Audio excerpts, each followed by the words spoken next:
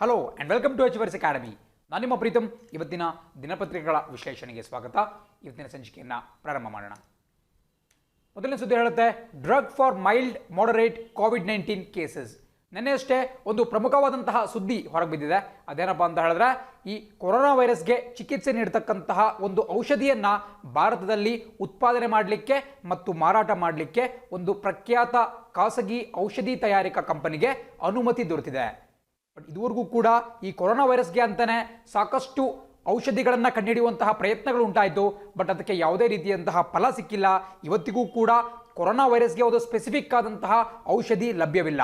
But ಆದರೂ ಕೂಡ ಈ ಕೊರೋನಾದ ಲಘು ಮತ್ತು ಮಧ್ಯಮ ಈ ಸಿಂಪ್ಟಮ್ಸ್ ಏನಿರುತ್ತೆ ಅಥವಾ ಲಕ್ಷಣಗಳೇನಿರುತ್ತೆ ಅದನ್ನು ಗುರಿಯಾಗಿಸ್ಬಿಟ್ಟು ಚಿಕಿತ್ಸೆ ನೀಡುವಂತಹ ಒಂದು ಔಷಧಿ ಇದೆ.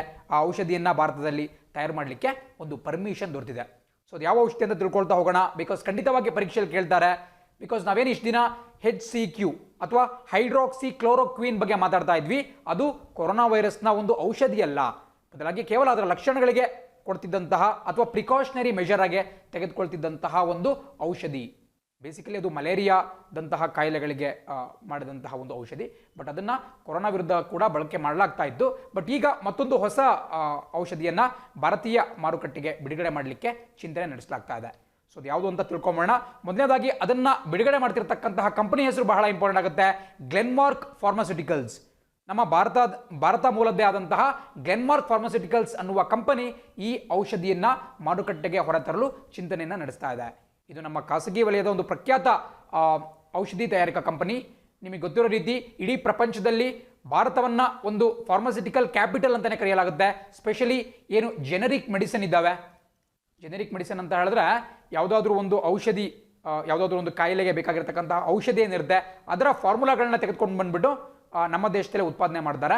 ಅದನ್ನು ನಾವು ಜೆನರಿಕ್ ಡ್ರಗ್ಸ್ ಅಂತ ಕರಿತೀವಿ. ಅದು ಈ ಬೇರೆ ಬ್ರ್ಯಾಂಡೆಡ್ ಡ್ರಗ್ಗಳೇನಿರುತ್ತೆ ಅದಕ್ಕಿಂತ ಬಹಳಷ್ಟು ಕಡಿಮೆ ದರದಲ್ಲಿ ದೊರಕುತ್ತೆ. ಸೊ ಈ ಜೆನರಿಕ್ ಔಷಧಿಗಳ ತಯಾರಿಕೆಯಲ್ಲಿ ಭಾರತ ಪ್ರಪಂಚದಲ್ಲೇ ಮುಂಚೂಣಿಯ ಸ್ಥಾನವನ್ನು ಹೊಂದಿದೆ. ಆ್ಯಂಡ್ ಬೇಸಿಕಲಿ ಈ R&D ರಿಸರ್ಚ್ ಮತ್ತು ಡೆವಲಪ್ಮೆಂಟನ್ನು ಪಾಶ್ಚಿಮಾತ್ಯ ದೇಶಗಳು ಮಾಡಿದ್ರೆ ಅವುಗಳ ಉತ್ಪಾದನೆಯನ್ನು ಬಹಳ ಕಡಿಮೆ ವೆಚ್ಚದಲ್ಲಿ ಭಾರತದಲ್ಲಿ ನಡೆಸಲಾಗುತ್ತೆ. ಆ್ಯಂಡ್ ಸ್ಪೆಷಲಿ ಭಾರತದಲ್ಲಿ ತೆಲಂಗಾಣದ ರಾಜಧಾನಿಯಾಗಿರ್ತಕ್ಕಂತಹ ಹೈದರಾಬಾದನ್ನು ಈ ಫಾರ್ಮಾಸ್ಯೂಟಿಕಲ್ ಕ್ಯಾಪಿಟಲ್ ಆಫ್ ಇಂಡಿಯಾ ಅಂತ ಕರೆಯಲಾಗುತ್ತೆ. ಸಾಕಷ್ಟು ಸಂಖ್ಯೆಯ ಈ ಫಾರ್ಮಾಸ್ಯೂಟಿಕಲ್ ಕಂಪನಿಗಳು ಹೈದರಾಬಾದ್ನಲ್ಲಿ ಲೊಕೇಟ್ ಆಗಿದ್ದಾವೆ. ಸೊ ಅಂತಹ ಒಂದು ಕಂಪನಿಯಾಗಿರ್ತಕ್ಕಂತಹ ಗ್ಲೆನ್ಮಾರ್ಕ್ ಫಾರ್ಮಾಸ್ಯೂಟಿಕಲ್ಸ್ ಈ ಒಂದು ವಿಚಾರಕ್ಕೆ ಸಂಬಂಧಪಟ್ಟಂಥ ಔಷಧಿಯನ್ನು ತಯಾರು ಮಾಡ್ತಾ ಇದೆ. ಸೊ ಔಷಧಿ ಹೆಸರು ತುಂಬ ಇಂಪಾರ್ಟೆಂಟ್ ಆಗುತ್ತೆ. ಪರೀಕ್ಷೆಯಲ್ಲಿ ಖಂಡಿತ ಕೇಳ್ತಾರೆ. ಇದೊಂದು ಕೆಮಿಕಲ್ ನೇಮ್ ಆಗಿರೋ ಕಾರಣದಿಂದ ಕನ್ಫ್ಯೂಷನ್ ಆಗುವಂತಹ ಸಾಧ್ಯತೆ ಇರುತ್ತೆ. ಸೊ ದಯವಿಟ್ಟು ನೋಟ್ ಮಾಡ್ಕೋಬೇಕಾಗುತ್ತೆ. ಫ್ಯಾವಿಪಿರಾವಿರ್, ಇನ್ನೊಂದ್ಸರಿ ಹೇಳ್ತೀನಿ, ಫ್ಯಾವಿಪಿರಾವಿರ್ ಅಂತಕ್ಕಂತಹ ಒಂದು ಔಷಧಿ. ಸೊ ಈ ಫ್ಯಾವಿಪಿರಾವಿರನ್ನು ನಮ್ಮ ದೇಶದಲ್ಲಿ ಬಿಡುಗಡೆ ಮಾಡಲಾಗ್ತಾ ಇದೆ. ಗ್ಲೆನ್ಮಾರ್ಕ್ ಫಾರ್ಮಾಸ್ಯೂಟಿಕಲ್ಸ್ ಇದರ ಕೇಂದ್ರ ಕಚೇರಿ ಮುಂಬೈನಲ್ಲಿ ಕಂಡುಬರುತ್ತೆ. ಆ್ಯಂಡ್ ಗ್ರೇಷಿಯಾಸ್ ಸಲ್ಡಾನಾ ಅನ್ನುವಂತಹ ಪ್ರಖ್ಯಾತ ಭಾರತೀಯ ಉದ್ಯಮಿ ಈ ಗ್ಲೆನ್ಮಾರ್ಕ್ ಫಾರ್ಮಾಸ್ಯೂಟಿಕಲ್ ಕಂಪನಿಯ ಸಂಸ್ಥಾಪಕ ಮತ್ತು ಪ್ರಸಕ್ತ CEO ಆಗಿದ್ದಾರೆ. ಗ್ರೇಷಿಯಾಸ್ ಸಲ್ಡಾನಾ ಅವರ ಹೆಸರನ್ನು ಕೂಡ ನೀವು ಬಹಳ ಬಾರಿ ಕೇಳಿರಬಹುದು. ಒಬ್ಬ ಪ್ರಖ್ಯಾತ ಉದ್ಯಮಿ ಅಂತಲೇ ಹೇಳಬಹುದು. ಆ್ಯಂಡ್ ಫ್ಯಾವಿಪಿರಾವಿರ್ ಬಹಳ ಪ್ರಮುಖವಾಗುತ್ತೆ. ಆ್ಯಂಡ್ ಇದನ್ನು ಬೇರೆ ಒಂದು ಬ್ರ್ಯಾಂಡ್ ನೇಮಲ್ಲಿ ನಮ್ಮ ದೇಶದಲ್ಲಿ ಜಾರಿಗೆ ತರಲಾಗ್ತಾ ಇದೆ. ಆ ಬ್ರ್ಯಾಂಡ್ ನೇಮ್ ಹೆಸರು ಕೂಡ ಬಹಳ ಇಂಪಾರ್ಟೆಂಟ್, ಫ್ಯಾಬಿಫ್ಲೂ.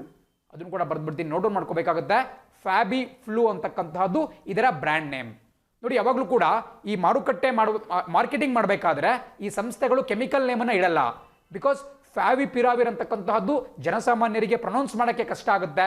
ಸೊ ಹಾಗಾಗಿ ಒಂದು ಬ್ರ್ಯಾಂಡ್ ನೇಮನ್ನು ಇಟ್ಬಿಡ್ತಾರೆ. ಸೊ ಈ ಒಂದು ಕೇಸ್ನಲ್ಲಿ ಬ್ರ್ಯಾಂಡ್ ನೇಮ್ ಫ್ಯಾಬಿಫ್ಲೂ.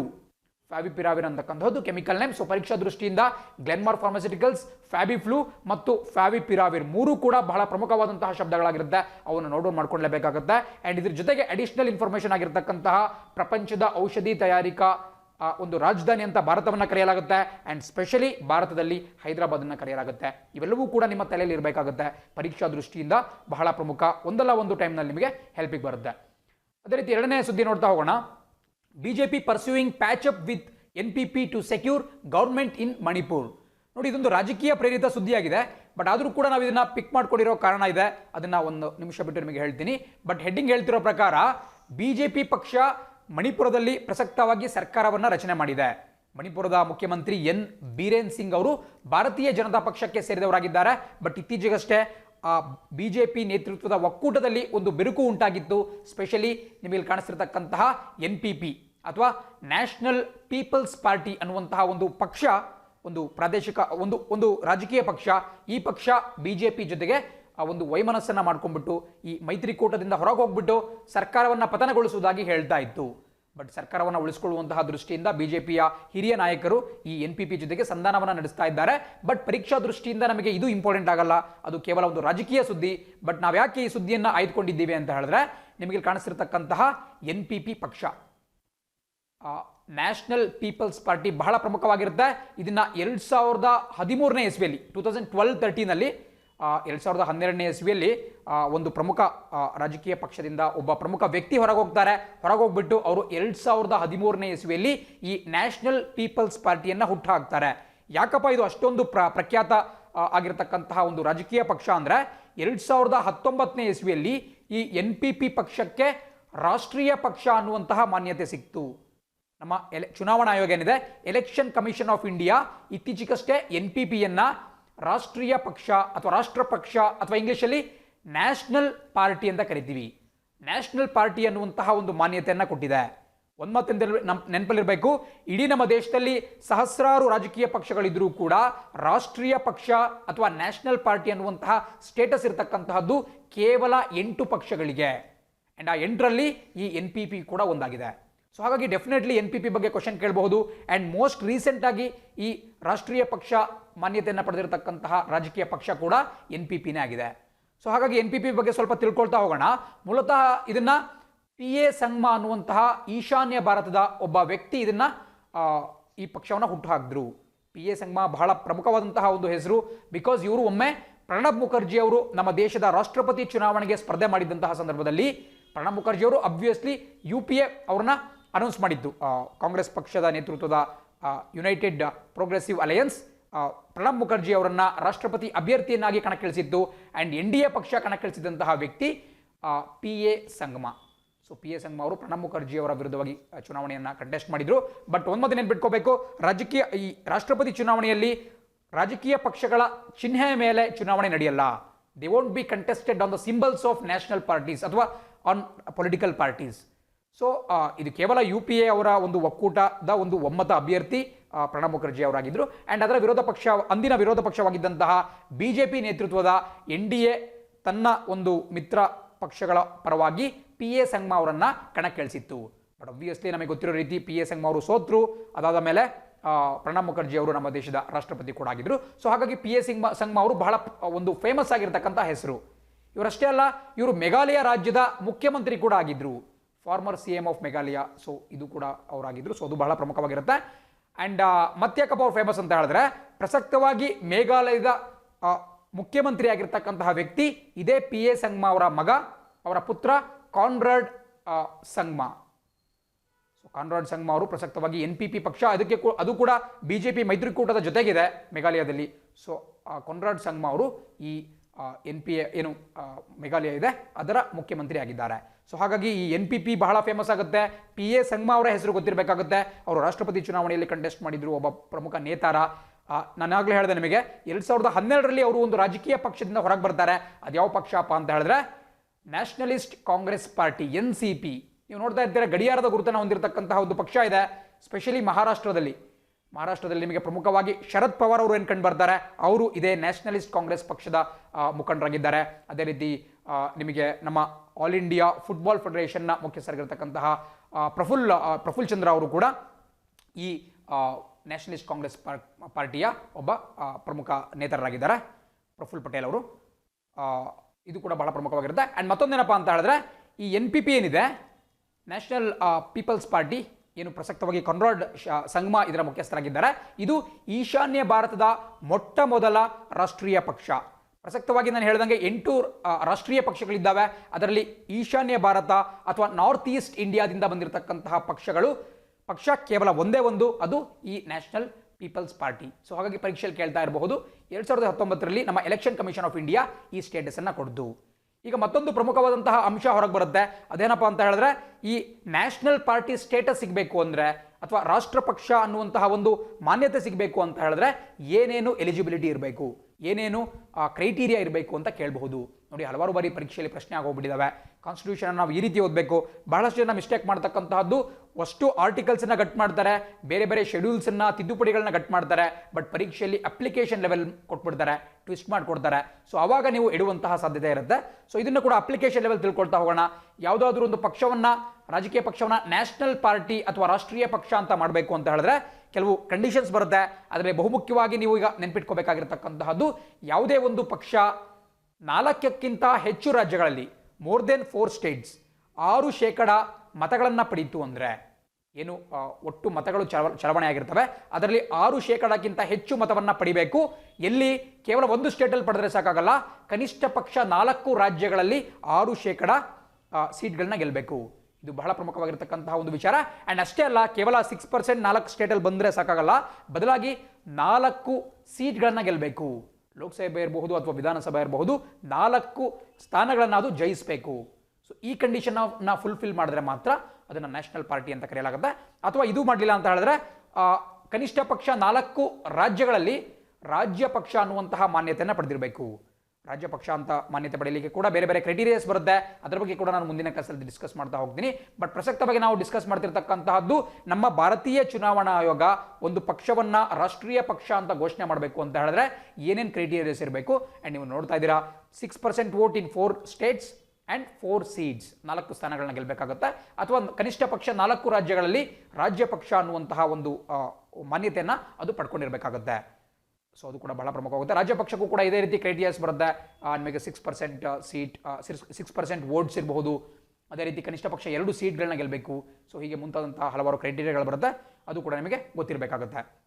ನಿಮಗೆ ಕಾಣಿಸ್ತಾ ಇದೆ ಮೇಘಾಲಯದ ಮುಖ್ಯಮಂತ್ರಿ ಆ್ಯಂಡ್ ಪ್ರಸಕ್ತವಾಗಿ ಅದರ ರಾಷ್ಟ್ರೀಯ ಅಧ್ಯಕ್ಷ ಕನ್ರಾಡ್ ಸಂಗ್ಮಾ ಅವರು. ಇದು ಕೂಡ ಬಹಳ ಪ್ರಮುಖವಾಗಿರುತ್ತೆ. ಆ್ಯಂಡ್ ಪ್ರಸಕ್ತವಾಗಿ ಯಾವ್ಯಾವ ರಾಜ್ಯದಲ್ಲಿ ಇದು ಬಲವರ್ಧನೆಯನ್ನು ಹೊಂದಿದೆಯಪ್ಪ, NPP ಯಾವ್ಯಾವ ರಾಜ್ಯಗಳಲ್ಲಿ ಸ್ಟ್ರಾಂಗ್ ಇದೆಯಪ್ಪ ಅಂತ ಹೇಳಿದ್ರೆ, ನೀವಾಗಲೇ ನೋಡಿದಿರಾ, ಕನಿಷ್ಠ ಪಕ್ಷ 4 ರಾಜ್ಯಗಳಲ್ಲಿ ಅದರ ಒಂದು ಹಿಡಿತ ಇರಬೇಕು. ಬಿಕಾಸ್ 4 ರಾಜ್ಯಗಳಲ್ಲಿ 6% ವೋಟ್ಗಳನ್ನ ಪಡೆದುಕೊಳ್ಬೇಕು.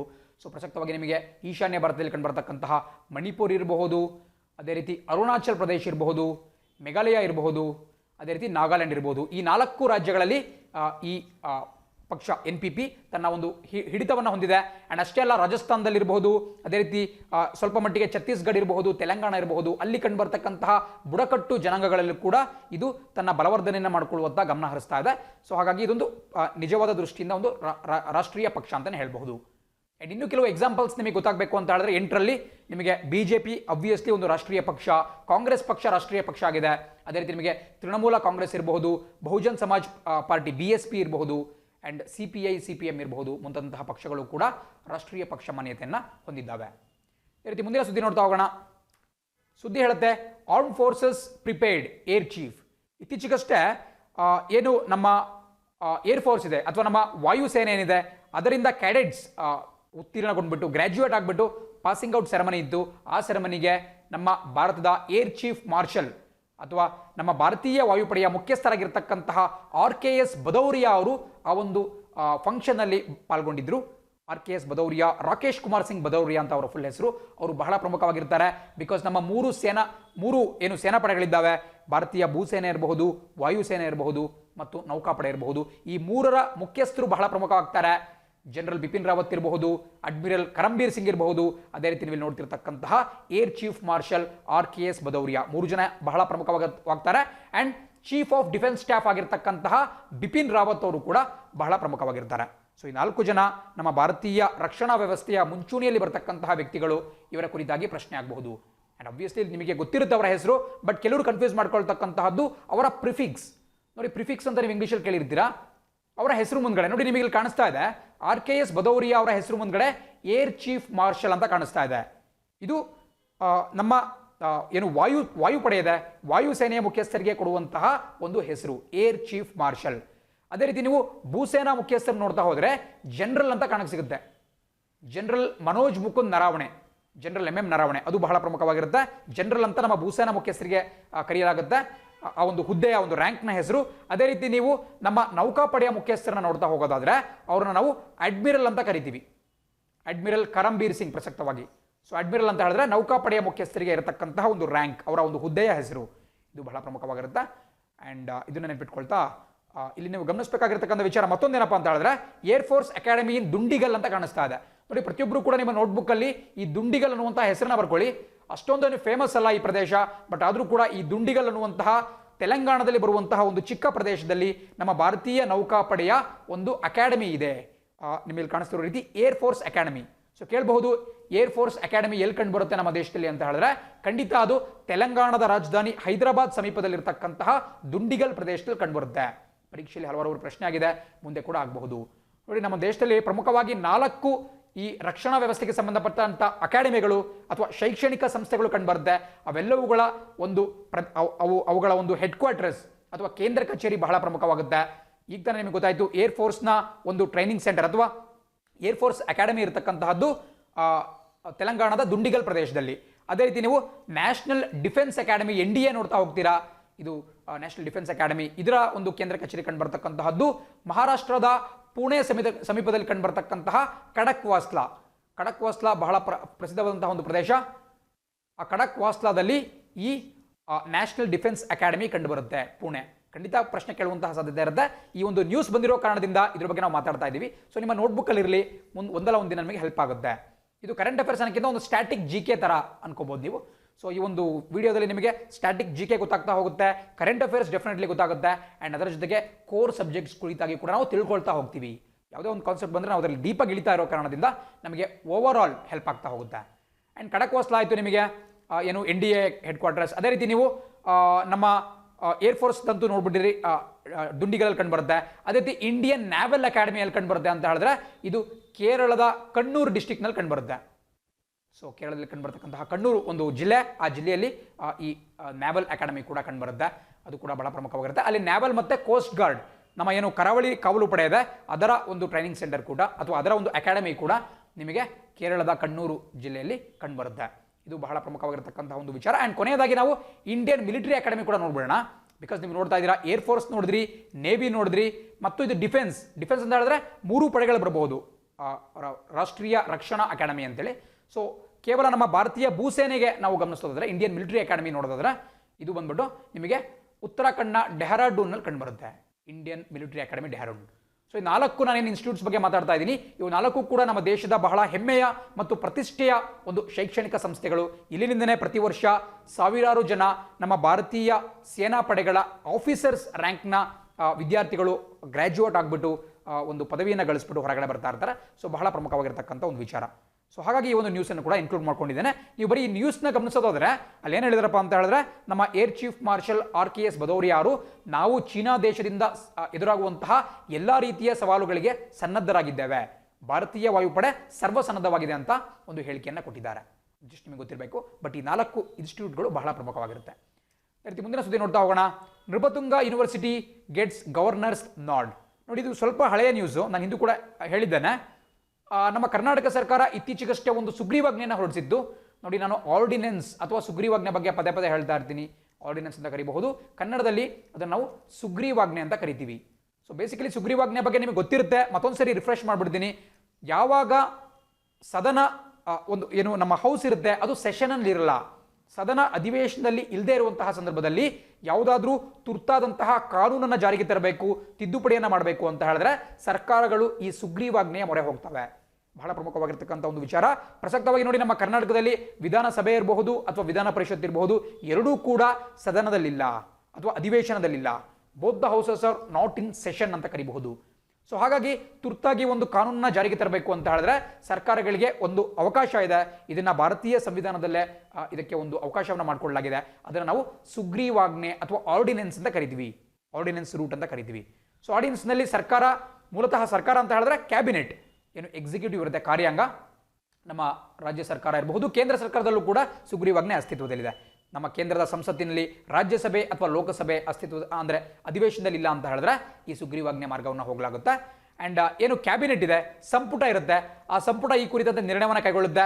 ಇತ್ತೀಚೆಗಷ್ಟೇ ಕರ್ನಾಟಕದ ಕ್ಯಾಬಿನೆಟ್ ಒಂದು ತೀರ್ಮಾನವನ್ನು ಕೈಗೊಂಡಿತ್ತು. ಅದೇನಪ್ಪ ಅಂತ ಹೇಳಿದ್ರೆ ನಿಮಗೆ ಕಾಣಿಸ್ತಿರೋ ರೀತಿ ಒಂದು ತಿದ್ದುಪಡಿಯನ್ನು ತಂದುಬಿಟ್ಟು ನೃಪತುಂಗ ಯೂನಿವರ್ಸಿಟಿ ಅನ್ನುವಂತಹ ಹೊಸ ವಿಶ್ವವಿದ್ಯಾನಿಲಯವನ್ನು ಸ್ಥಾಪನೆ ಮಾಡಬೇಕು ಅಂತ ನಮ್ಮ ಕರ್ನಾಟಕದ ಸಂಪುಟ ಸಮಿತಿ ತೀರ್ಮಾನ ಮಾಡಿತ್ತು. ಸೊ ನಮ್ಮ ಸರ್ಕಾರ ತೀರ್ಮಾನ ಮಾಡಿತ್ತು ಅಂದರೆ ನಮ್ಮ ಸಂಪುಟ ಸಮಿತಿ ತೀರ್ಮಾನ ಮಾಡಿತ್ತು ಅಂತ ಹೇಳಿ ಕ್ಯಾಬಿನೆಟ್. ಸೊ ಅದಕ್ಕೆ ಇತ್ತೀಚೆಗಷ್ಟೇ ನಮ್ಮ ರಾಜ್ಯಪಾಲರು ವಜುವಾಲಾ ಬಾಯಿ ಅವರು ಇದಕ್ಕೆ ಒಂದು ಸಹಿಯನ್ನು ಹಾಕಿದ್ದಾರೆ.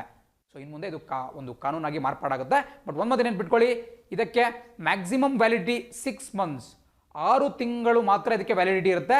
6 ತಿಂಗಳಾದರೂ ಕೂಡ ಇದಕ್ಕೆ ಅನುಮೋದನೆ ಸಿಗಲಿಲ್ಲ ಅಂತ ಹೇಳಿದ್ರೆ ಇವರು ಮತ್ತೊಮ್ಮೆ ಹೊಸ ಸುಗ್ರೀವಾಜ್ಞೆಯನ್ನು ಹೊರಡಿಸಬೇಕಾಗುತ್ತೆ.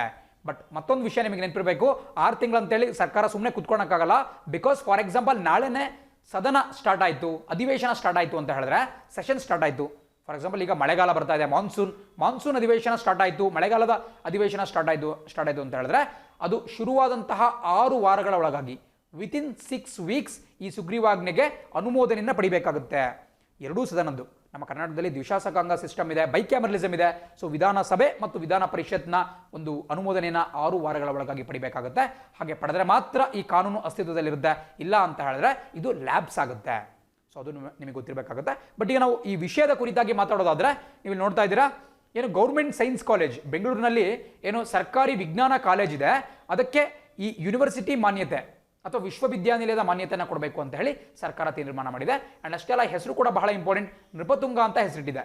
ನೋಡಿ, ನಮ್ಮ ಭಾರತದಲ್ಲಿ 9ನೇ ಶತಮಾನದಲ್ಲಿ ರಾಷ್ಟ್ರಕೂಟರ, ನಮ್ಮ ಕರ್ನಾಟಕದಲ್ಲಿ ಎಸ್ಪೆಷಲಿ ರಾಷ್ಟ್ರಕೂಟರ ಆಳ್ವಿಕೆ ಇದ್ದಂತಹ ಸಂದರ್ಭದಲ್ಲಿ ಇದ್ದಂತಹ ಒಬ್ಬ ಪ್ರಮುಖ ರಾಜ ನೃಪತುಂಗ ಅಮೋಘ ವರ್ಷ ಅಥವಾ ಅಮೋಘ ವರ್ಷ ನೃಪತುಂಗ ಅಂತ ಕರಿತೀವಿ.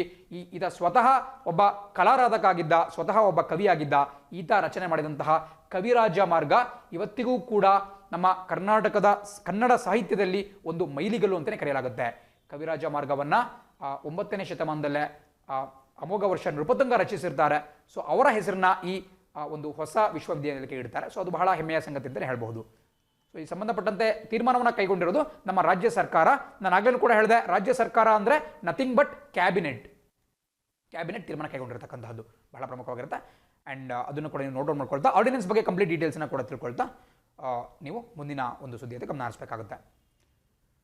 ಸುದ್ದಿ ಹೇಳುತ್ತೆ, a town depicting water conservation models.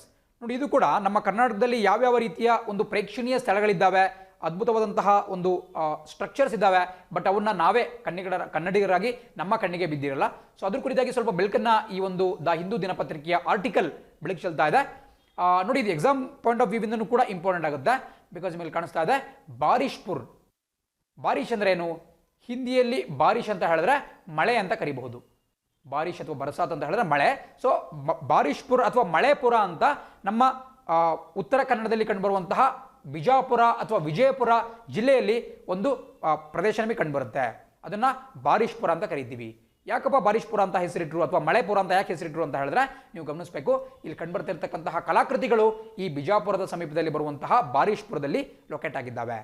ಈ ಒಂದು ಸಂಪೂರ್ಣ ಈ ಪ್ರದೇಶದಲ್ಲಿ ನೀವು ನೋಡ್ತಾ ಇರೋ ರೀತಿ ವಾಟರ್ ಕನ್ಸರ್ವೇಷನ್ ಅಥವಾ ಜಲ ಸಂರಕ್ಷಣೆಯ ಕುರಿತಾಗಿ ಬೇರೆ ಬೇರೆ ರೀತಿಯಾದಂತಹ ಮಾದರಿಗಳನ್ನು, ಕಲಾಕೃತಿಗಳನ್ನು ಅಲ್ಲಿ ನಿರ್ಮಾಣ ಮಾಡಲಾಗಿದೆ.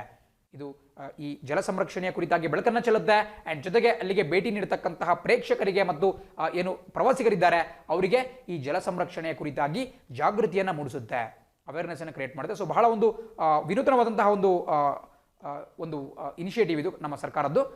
ಸೊ ಅದು ಗೊತ್ತಿರಬೇಕಾಗುತ್ತೆ. ಸೊ ಕೇಳ್ಬೋದು ಪರೀಕ್ಷೆಯಲ್ಲಿ, ಈ ರೀತಿ ಜಲ ಸಂರಕ್ಷಣೆ ಕುರಿತಾಗಿರ್ತಕ್ಕಂತಹ ಬಾರಿಶ್ಪುರ್ ಯಾವ ಜಿಲ್ಲೆಯಲ್ಲಿ ಕಂಡುಬರುತ್ತೆ ಅಂತ ಹೇಳಿದ್ರೆ ವಿಜಯಪುರದಲ್ಲಿ ಕಂಡುಬರುತ್ತೆ. ಆ್ಯಂಡ್ ಅದು ಯಾವ ವಿಚಾರಕ್ಕೆ ಸಂಬಂಧಪಟ್ಟಿದೆ ಅಂತ ಹೇಳಿದ್ರೆ ಜಲ ಸಂರಕ್ಷಣೆ ವಿಚಾರಕ್ಕೆ ಸಂಬಂಧಪಟ್ಟಂತ ಕಲಾಕೃತಿಗಳು ಅಲ್ಲಿ ನಿಮಗೆ ಕಂಡುಬರುತ್ತೆ. ಅದು ಕೂಡ ಬಹಳ ಪ್ರಮುಖ. ಆ್ಯಂಡ್ ಮತ್ತೊಂದೇನಪ್ಪ ಅಂತ ಹೇಳಿದ್ರೆ, ಇದನ್ನ ನಿರ್ಮಾಣ ಯಾರು ಮಾಡಿದ್ರು ಅಂತ ಕೇಳಬಹುದು. ಇದು ಬಹಳ ಪ್ರಮುಖ. ಅಂದರೆ ಪರೀಕ್ಷೆಯಲ್ಲಿ ನೇರವಾಗಿ ಕೇಳ್ದಿದ್ರು ನಿಮಗೆ ಇಲ್ಲಿ ಒಂದು ವರ್ಡ್ ಕಾಣಿಸ್ತಾ ಇದೆ, ನಿರ್ಮಿತಿ ಕೇಂದ್ರ ಅಂತ ಹೇಳಿ. ನೋಡಿ, ಬಹಳಷ್ಟು ಜನ ಕೇಳಿರ್ತೀರಾ ನಿರ್ಮಿತಿ ಕೇಂದ್ರ. ಕೆಲವರು ಕನ್ಫ್ಯೂಸ್ ಮಾಡ್ಕೋಬಹುದು ನಿರ್ಮಿತಿ ಕೇಂದ್ರಕ್ಕೂ ನೆಮ್ಮದಿ ಕೇಂದ್ರಕ್ಕೂ. ನೆಮ್ಮದಿ ಕೇಂದ್ರ ಅಥವಾ ಸಾಂತ್ವನ ಕೇಂದ್ರ ಅಂತ ಕಂಡುಬರುತ್ತೆ. ಅಲ್ಲಿ ನಿಮಗೆ ಕೌನ್ಸಿಲಿಂಗ್ ಅನ್ನು ಕೊಡಲಾಗುತ್ತೆ. ಸೈಕಾಲಜಿಕಲ್ ಪ್ರಾಬ್ಲಮ್ಸ್ಗೆ ಇರಬಹುದು ಅಥವಾ ಬೇರೆ ಬೇರೆ ಪ್ರಾಬ್ಲಮ್ಸ್ಗೆ ಒಂದು ಕೌನ್ಸಿಲಿಂಗ್ ಅನ್ನು ಕೊಡಲಾಗುತ್ತೆ. ಬಟ್ ನಿರ್ಮಿತಿ ಕೇಂದ್ರ ಬಹಳ ಡಿಫ್ರೆಂಟ್. ಅದಕ್ಕಿಂತನೂ ಈ ಒಂದು ಯೋಜನೆಯನ್ನು ಕೈಗೆತ್ತಿಕೊಂಡು ಕಂಪ್ಲೀಟ್ ಮಾಡಿರ್ತಕ್ಕಂತಹದ್ದು ನಮ್ಮ ರಾಜ್ಯದ ನಿರ್ಮಿತಿ ಕೇಂದ್ರ. ಸೊ ಈಗ ನಾವು ನಿರ್ಮಿತಿ ಕೇಂದ್ರ ಬಗ್ಗೆ ತಿಳ್ಕೊಳ್ತಾ ಹೋಗೋಣ. ಬಿಕಾಸ್ ನಾನು ಯಾವಾಗಲೂ ಕೂಡ ಹೇಳ್ತಾ ಇರ್ತೀನಿ, ಸರ್ಕಾರದ ಯಾವುದೇ ಒಂದು ಪ್ರೋಗ್ರಾಮ್ ಇರಲಿ ಅದು ಪರೀಕ್ಷಾ ದೃಷ್ಟಿಯಿಂದ ಬಹಳ ಪ್ರಮುಖವಾಗಿರುತ್ತೆ. ನಿರ್ಮಿತಿ ಕೇಂದ್ರ ಕೂಡ ಸರ್ಕಾರದ ಒಂದು ಮಹತ್ವಾಕಾಂಕ್ಷೆಯ ಯೋಜನೆ, ನಮ್ಮ ಕರ್ನಾಟಕ ರಾಜ್ಯ ಸರ್ಕಾರ ಜಾರಿಗೆ ತಂದಿರತಕ್ಕಂತಹದ್ದು. ಸೊ ಪರೀಕ್ಷೆಯಲ್ಲಿ ಕೇಳಬಹುದು ನಿರ್ಮಿತಿ ಕೇಂದ್ರ ಅಂದ್ರೆ ಯಾವ ಉದ್ದೇಶದ್ದು ಅಥವಾ ಅಲ್ಲಿ ಏನ್ ಮಾಡಲಾಗುತ್ತೆ. ಸೊ ಒಂದು ಮಾತು ನೆನಪಿಟ್ಕೋಬೇಕು, ನಿರ್ಮಿತಿ ಕೇಂದ್ರ ಅಂತ ಹೇಳಿದ್ರೆ ಇದು ಪ್ರತಿ ಜಿಲ್ಲೆಯಲ್ಲಿ ಕಂಡುಬರುತ್ತೆ, located in every district. And ಯಾವಾಗಲೂ ಕೂಡ ಆ ಒಂದು ಜಿಲ್ಲೆಯ DC ಏನಿರ್ತಾರೆ, ಡಿಸ್ಟ್ರಿಕ್ಟ್ ಕಮಿಷನರ್ ಅಥವಾ ಡೆಪ್ಯೂಟಿ ಕಮಿಷನರ್ ಏನಿರ್ತಾರೆ, ಅವರು ನಿರ್ಮಿತಿ ಕೇಂದ್ರದ ಮುಖ್ಯಸ್ಥರಾಗಿರ್ತಾರೆ. ಆ್ಯಂಡ್ ಉಪಮುಖ್ಯಸ್ಥರು ಅಥವಾ ಡೆಪ್ಯೂಟಿ ಪ್ರೆಸಿಡೆಂಟ್ ಅಥವಾ ವೈಸ್ ಪ್ರೆಸಿಡೆಂಟ್ ಯಾರ್ಯಾರಾಗಿರ್ತಾರಪ್ಪ ಅಂತ ಹೇಳಿದ್ರೆ ಆಯಾ ಜಿಲ್ಲೆಯ ZP CEO. ನೀವು ನೋಡಿರಬಹುದು ಜಿಲ್ಲಾ ಪಂಚಾಯತ್ ಸಿಇಒ ಅಥವಾ ಜಿಲ್ಲಾ ಪಂಚಾಯತ್ನ ಮುಖ್ಯ ಕಾರ್ಯನಿರ್ವಾಹಕ ಅಧಿಕಾರಿ ಒಬ್ಬ IAS ಆಫೀಸರ್ ಇರ್ತಾರೆ.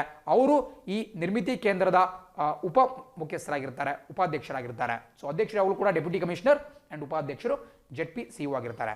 ಸೊ ಬೇಸಿಕಲಿ ನಿರ್ಮಿತಿ ಕೇಂದ್ರ ಏನು ಕೆಲಸ ಮಾಡುತ್ತಪ್ಪ ಅಂತ ಹೇಳಿದ್ರೆ, ಪ್ರಸಕ್ತವಾಗಿ ನಮ್ಮ ಆಧುನಿಕ ಯುಗದಲ್ಲಿ ಲಭ್ಯವಿರತಕ್ಕಂತಹ ಏನು ಮಾಡರ್ನ್ ಟೆಕ್ನಾಲಜಿ ಇದೆ, ಸ್ಪೆಷಲಿ ಈ ನಿರ್ಮಾಣ ಅಥವಾ ಕಾಮಗಾರಿ ಕ್ಷೇತ್ರಕ್ಕೆ ಸಂಬಂಧಪಟ್ಟಂಥ ಹೊಸ ತಂತ್ರಜ್ಞಾನಗಳನ್ನು ಜನರಿಗೆ ತಿಳಿಸುವಂತಹ ಕೆಲಸವನ್ನು ಈ ನಿರ್ಮಿತಿ ಕೇಂದ್ರಗಳು ಮಾಡ್ತವೆ. ನೋಡಿ, ಹೆಸರಲ್ಲೇ ಇದೆ ನಿರ್ಮಿತಿ ಕೇಂದ್ರ. ಸೊ ನಿರ್ಮಾಣ ಮಾಡೋದಕ್ಕೆ ಸಂಬಂಧಪಟ್ಟಂತಹದ್ದು. ನೋಡಿ, ಲೋ ಕಾಸ್ಟ್ ಕನ್ಸ್ಟ್ರಕ್ಷನ್ ಟೆಕ್ನಾಲಜಿ ಕೇಳಿರಬಹುದು ನೀವು. ಲೋ ಕಾಸ್ಟ್ ಕನ್ಸ್ಟ್ರಕ್ಷನ್ ಟೆಕ್ ಅಂದ್ರೆ ಏನು? ಕಡಿಮೆ ಬೆಲೆಯ ನಿರ್ಮಾಣ ತಂತ್ರಜ್ಞಾನ ಅಥವಾ ಕಾಮಗಾರಿ ತಂತ್ರಜ್ಞಾನ. ಮನೆ ಕಟ್ಟೋದಿರಬಹುದು, ಕಟ್ಟಡಗಳನ್ನ ಕಟ್ಟೋದಿರಬಹುದು, ಇವಕ್ಕೆ ಸಂಬಂಧಪಟ್ಟಂತೆ ಬರುವಂತಹ ಹೊಸ ತಂತ್ರಜ್ಞಾನಗಳನ್ನು ಜನರಿಗೆ ತಿಳಿಸ್ಕೊಡ್ತಕ್ಕಂತಹ ಪ್ರಯತ್ನವನ್ನು ನಿರ್ಮಿತಿ ಕೇಂದ್ರಗಳು ಮಾಡ್ತವೆ. ಆ್ಯಂಡ್ ಇವು ಪ್ರತಿಯೊಂದು ಜಿಲ್ಲೆಯಲ್ಲಿ ಕೂಡ ಅಸ್ತಿತ್ವದಲ್ಲಿರ್ತವೆ. ಆ್ಯಂಡ್ ಅದರ ಮುಖ್ಯಸ್ಥರು ಮತ್ತು ಅದರ ಉಪಾಧ್ಯಕ್ಷರು ಯಾರು ಅಂತ ಕೂಡ ನಾನು ಹೇಳಿದ್ದೇನೆ. ಸೊ ಇದು ಬಹಳ ಪ್ರಮುಖ. ಪರೀಕ್ಷೆಯಲ್ಲಿ ಯಾವ ರೀತಿ ಟ್ವಿಸ್ಟ್ ಮಾಡಿ ಪ್ರಶ್ನೆಯನ್ನು ಕೇಳಿದ್ರು ನಿರ್ಮಿತಿ ಕೇಂದ್ರದ ಬಗ್ಗೆ ನಿಮಗೆ ಗೊತ್ತಿರಬೇಕಾಗುತ್ತೆ. ಸೊ ಜಸ್ಟ್ ಇದನ್ನು ಕೂಡ ನೀವು ನೋಟ್ ಡೌನ್ ಮಾಡ್ಕೊಳ್ತಾ ಮುಂದಿನ ಸುದ್ದಿಯ ಗಮನ ಹರಿಸೋಣ. ಸುದ್ದಿ ಹೇಳುತ್ತೆ, Kerala to drop case against Mohanlal. ನೀವು ಚಿತ್ರದಲ್ಲಿ ನೋಡ್ತಿರ್ತಕ್ಕಂತಹದ್ದು ಮಲಯಾಳಂ ಅಥವಾ ಕೇರಳ ಏನಿದೆ, ಕೇರಳದ ಮಲಯಾಳಂ ಸಿನಿಮಾದಲ್ಲಿ ಕಂಡುಬರ್ತಕ್ಕಂತಹ ಒಂದು ಖ್ಯಾತ ಹೆಸರು ಮೋಹನ್ ಲಾಲ್. ಈತ ಒಬ್ಬ ದಿಗ್ಗಜ ನಟ ಆಗಿದ್ದಾರೆ. ಮಲಯಾಳಂ ಅಥವಾ ಮಾಲಿವುಡ್ ಅಂತ ಕೂಡ ಕರೆಯಲಾಗುತ್ತೆ. ಯಾವ ರೀತಿ ಕರ್ನಾಟಕವನ್ನು ಸ್ಯಾಂಡಲ್ವುಡ್, ಅದೇ ರೀತಿ ತೆಲುಗನ್ನ ಟಾಲಿವುಡ್ ಮತ್ತು ತಮಿಳನ್ನು ಕಾಲಿವುಡ್ ಅಂತ ಕರೀತಾರೆ, ಹಿಂದಿಯನ್ನು ಬಾಲಿವುಡ್ ಅಂತ ಕರೀತಾರೆ ಮತ್ತು ಇಂಗ್ಲೀಷಲ್ಲಿ ಹಾಲಿವುಡ್ ಅಂತ ಕರೀತಾರೆ. ಸೊ ಆ ಮಾಲಿವುಡ್ನ ಒಬ್ಬ ಖ್ಯಾತ ನಟ ಮೋಹನ್ ಲಾಲ್. ಬಟ್ ಕೆಲವು ದಿನಗಳಿಂದ ಮೋಹನ್ ಲಾಲ್ ಒಂದು ಕೇಸನ್ನು ಎದುರಿಸ್ತಾ ಇದ್ರು. ಸೊ ಇತ್ತೀಚೆಗಷ್ಟೇ ಕೇರಳದ ರಾಜ್ಯ ಸರ್ಕಾರ ಅವರ ಮೇಲೆ ದಾಖಲು ಮಾಡಿರತಕ್ಕಂತಹ ಕೇಸನ್ನು ಹಿಂಪಡೆಯುವುದಾಗಿ ತಿಳಿಸಿದೆ. ಸೊ ಈ ಕೇಸ್ ಏನಂತ ನಾವು ತಿಳ್ಕೊಬೇಕಾಗುತ್ತೆ. ನೋಡಿ, ಎಕ್ಸಾಮಲ್ಲಿ ಯಾರು ಕೂಡ ಈ ಮೋಹನ್ ಲಾಲ್ ಮೇಲಿರ್ತಕ್ಕಂತಹ ಕೇಸ್ ಏನು ಆ ರೀತಿ ಪ್ರಶ್ನೆ ಕೇಳಲ್ಲ. ಬಟ್ ಆದರೂ ಕೂಡ ಕೆಲವೊಂದು ಶಿಕ್ಷಾರ್ಹ ಅಪರಾಧಗಳು ಇದರಲ್ಲಿ ಅಡಕವಾಗಿರೋ ಕಾರಣದಿಂದ ನಾವು ಅದ್ರ ಬಗ್ಗೆ ಡಿಸ್ಕಸ್ ಮಾಡೋಣ. ನಮಗೆ ಬೇರೆ ರೀತಿಯಿಂದ ಪ್ರಶ್ನೆಗಳು ಬರಬಹುದು. ಬಿಕಾಸ್ ಪ್ರೆಸೆಂಟ್ಲಿ ಮೋಹನ್ ಲಾಲ್ ಅವರು ಟ್ರೆಂಡಿಂಗಲ್ಲಿದ್ದಾರೆ. ಸೊ ಹಾಗಾಗಿ ಇವರ ಕುರಿತಾಗಿ ಪ್ರಶ್ನೆಗಳು ಆದರೂ ಕೂಡ ಆಗಬಹುದು. ಸೊ ಬೇಸಿಕಲಿ ಏನಾಯ್ತಪ್ಪ ಅಂದರೆ, ಕಳೆದ ಕೆಲವು ತಿಂಗಳುಗಳ ಮುಂಚೆ ನಮ್ಮ ಇನ್ಕಮ್ ಟ್ಯಾಕ್ಸ್ ಡಿಪಾರ್ಟ್ಮೆಂಟ್, ಆದಾಯ ತೆರಿಗೆ ಇಲಾಖೆ ಈ ನಟ ಅಥವಾ ಆಕ್ಟರ್ ಮೋಹನ್ ಲಾಲ್ ಅವರ ಮನೆಯ ಮೇಲೆ ಒಂದು ರೇಡನ್ನು ಮಾಡ್ತಾರೆ. ಬಟ್ ಆ ರೇಡ್ ಮಾಡಬೇಕಾದ್ರೆ ಅವರಿಗೆ ಹಣದ ಜೊತೆ ಒಂದು ಪ್ರಮುಖವಾದಂತಹ ವಸ್ತು ಸಿಗುತ್ತೆ. ಅದು ಬೇರೆ ಯಾವುದೂ ಅಲ್ಲ, ಬದಲಾಗಿ ಐವರಿ ಅಂತ ಎಲ್ಲರೂ ಕೂಡ ಕೇಳಿರ್ತೀರಾ. ಹಾಗೆ ನೋಡಿದ್ರೆ ಐವರಿ ಕೋಸ್ಟ್ ಅಂತ ಒಂದು ದೇಶವೇ ಇದೆ. ಸೊ ಐವರಿ ಅಂದ್ರೇನು? ಆನೆಯ ದಂತಕ್ಕೆ ನಾವು ಐವರಿ ಅಂತ ಕರಿತೀವಿ. ಸೊ ಆನೆ ದಂತ. ಸೊ ಆನೆ ದಂತವನ್ನು ಹೊಂದುವುದು ಶಿಕ್ಷಾರ್ಹ ಅಪರಾಧವಾಗಿದೆ. ಸ್ಪೆಷಲಿ 1972ನೇ ಇಸ್ವಿಯಲ್ಲಿ ನಮ್ಮ ಸಂಸತ್ತು ಒಂದು ಕಠಿಣವಾದಂತಹ ಕಾನೂನನ್ನ ಜಾರಿಗೆ ತರುತ್ತೆ.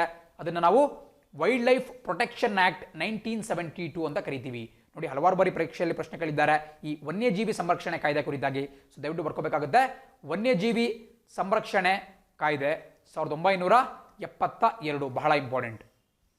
ಸೊ ಈ ವೈಲ್ಡ್ ಲೈಫ್ ಪ್ರೊಟೆಕ್ಷನ್ ಆಕ್ಟ್ ಯಾವ ರೀತಿಯಿಂದ ಜಾರಿಗೆ ತಂದ್ರಪ್ಪ ಅಂತ ಹೇಳಿದ್ರೆ, ಸಸ್ಯಗಳು ಮತ್ತು ಪ್ರಾಣಿಗಳ ಒಂದು ಸಂರಕ್ಷಣೆ ದೃಷ್ಟಿಯಿಂದ ವನ್ಯಜೀವಿ, ಅದು ಸಸ್ಯಗಳಾಗಿರ್ಬೋದು ಅಥವಾ ಪ್ರಾಣಿಗಳಾಗಿರಬಹುದು. ಸೊ ಈ ಒಂದು ಕಾಯ್ದೆಯ ಅಡಿಯಲ್ಲಿ ಈ ಆನೆಯ ದಂತವನ್ನ ಯಾವುದೇ ಅನುಮತಿ ಇಲ್ಲದಲ್ಲೇ ಮನೆಯಲ್ಲಿ ಹೊಂದತಕ್ಕಂತಹದ್ದು ಶಿಕ್ಷಾರ್ಹ ಅಪರಾಧ ಆಗುತ್ತೆ. ಸೊ ಆ ಒಂದು ಕೇಸ್ ಮೋಹನ್ ಲಾಲ್ ಅವರ ಮೇಲಿತ್ತು. ಬಟ್ ಈಗ ರಾಜಕೀಯ ಒಂದು ಪ್ರೆಷರ್ ಇರೋ ಕಾರಣದಿಂದ, ಒಂದು ಒತ್ತಡ ಇರೋ ಕಾರಣದಿಂದ ಕೇಸನ್ನು ಫಾರೆಸ್ಟ್ ಡಿಪಾರ್ಟ್ಮೆಂಟ್ ಹಾಕಿದ್ರು, ಅಲ್ಲಿನ ಅರಣ್ಯ ಇಲಾಖೆ. ಬಟ್ ಈಗ ಸರ್ಕಾರ ಕೇಸನ್ನು ಹಿಂಪಡೆಯುವುದಾಗಿ ತೀರ್ಮಾನ ಮಾಡಿದೆ. ಬಟ್ ಅದು ನಮಗೆ ಇಷ್ಟೊಂದು ಇಂಪಾರ್ಟೆಂಟ್ ಆಗಲ್ಲ. ಬಟ್ ಇಂಪಾರ್ಟೆಂಟ್ ಆಗ್ತಕ್ಕಂತಹದ್ದು ವೈಲ್ಡ್ ಲೈಫ್ ಪ್ರೊಟೆಕ್ಷನ್ ಆಕ್ಟ್ 1972. ಇದು ಬಹಳ ಪ್ರಮುಖವಾಗಿರುತ್ತೆ. ಆ್ಯಂಡ್ ಅದನ್ನು ನೋಟ್ ಮಾಡ್ಕೊಳ್ತಾ ಮುಂದಿನ ಸುದ್ದಿ ನೋಡ್ತಾ ಹೋಗೋಣ. ಸುದ್ದಿ ಹೇಳುತ್ತೆ, ಕನ್ವರ್ ಯಾತ್ರಾ ಡಿಫರ್ಡ್ ಡ್ಯೂ ಟು ಪ್ಯಾಂಡಮಿಕ್. ನೋಡಿ, ಇತ್ತೀಚೆಗಷ್ಟೇ ಯಾವಾಗಿಂದ ಕೊರೋನಾ ವೈರಸ್ ಸ್ಟಾರ್ಟ್ ಆಯಿತು ಮತ್ತು ದೇಶಾದ್ಯಂತ ಲಾಕ್ಡೌನನ್ನು ಜಾರಿಗೊಳಿಸಲಾಯಿತು, ಅಂದಿನಿಂದನೂ ಕೂಡ ಪ್ರಮುಖವಾದಂತಹ ರಿಲಿಜಿಯಸ್ ಗ್ಯಾದರಿಂಗ್ಸ್ ಅಥವಾ ಧಾರ್ಮಿಕ ಒಂದು ಫಂಕ್ಷನ್ಗಳನ್ನು ಸರ್ಕಾರಗಳು ಅಥವಾ ಕೋರ್ಟ್ಗಳು ಬ್ಯಾನ್ ಮಾಡ್ತಾನೆ ಬಂದಿದ್ದಾವೆ, ಪೋಸ್ಟ್ಪೋನ್ ಮಾಡ್ತಾನೆ ಬಂದಿದ್ದಾವೆ. ಆ ಒಂದು ಪಟ್ಟಿಗೆ ಹೊಸ ಸೇರ್ಪಡೆ ನಿಮಗೆ ಇಲ್ಲಿ ಕಾಣಿಸಿರ್ತಕ್ಕಂತಹ ಕನ್ವರ್ ಯಾತ್ರಾ.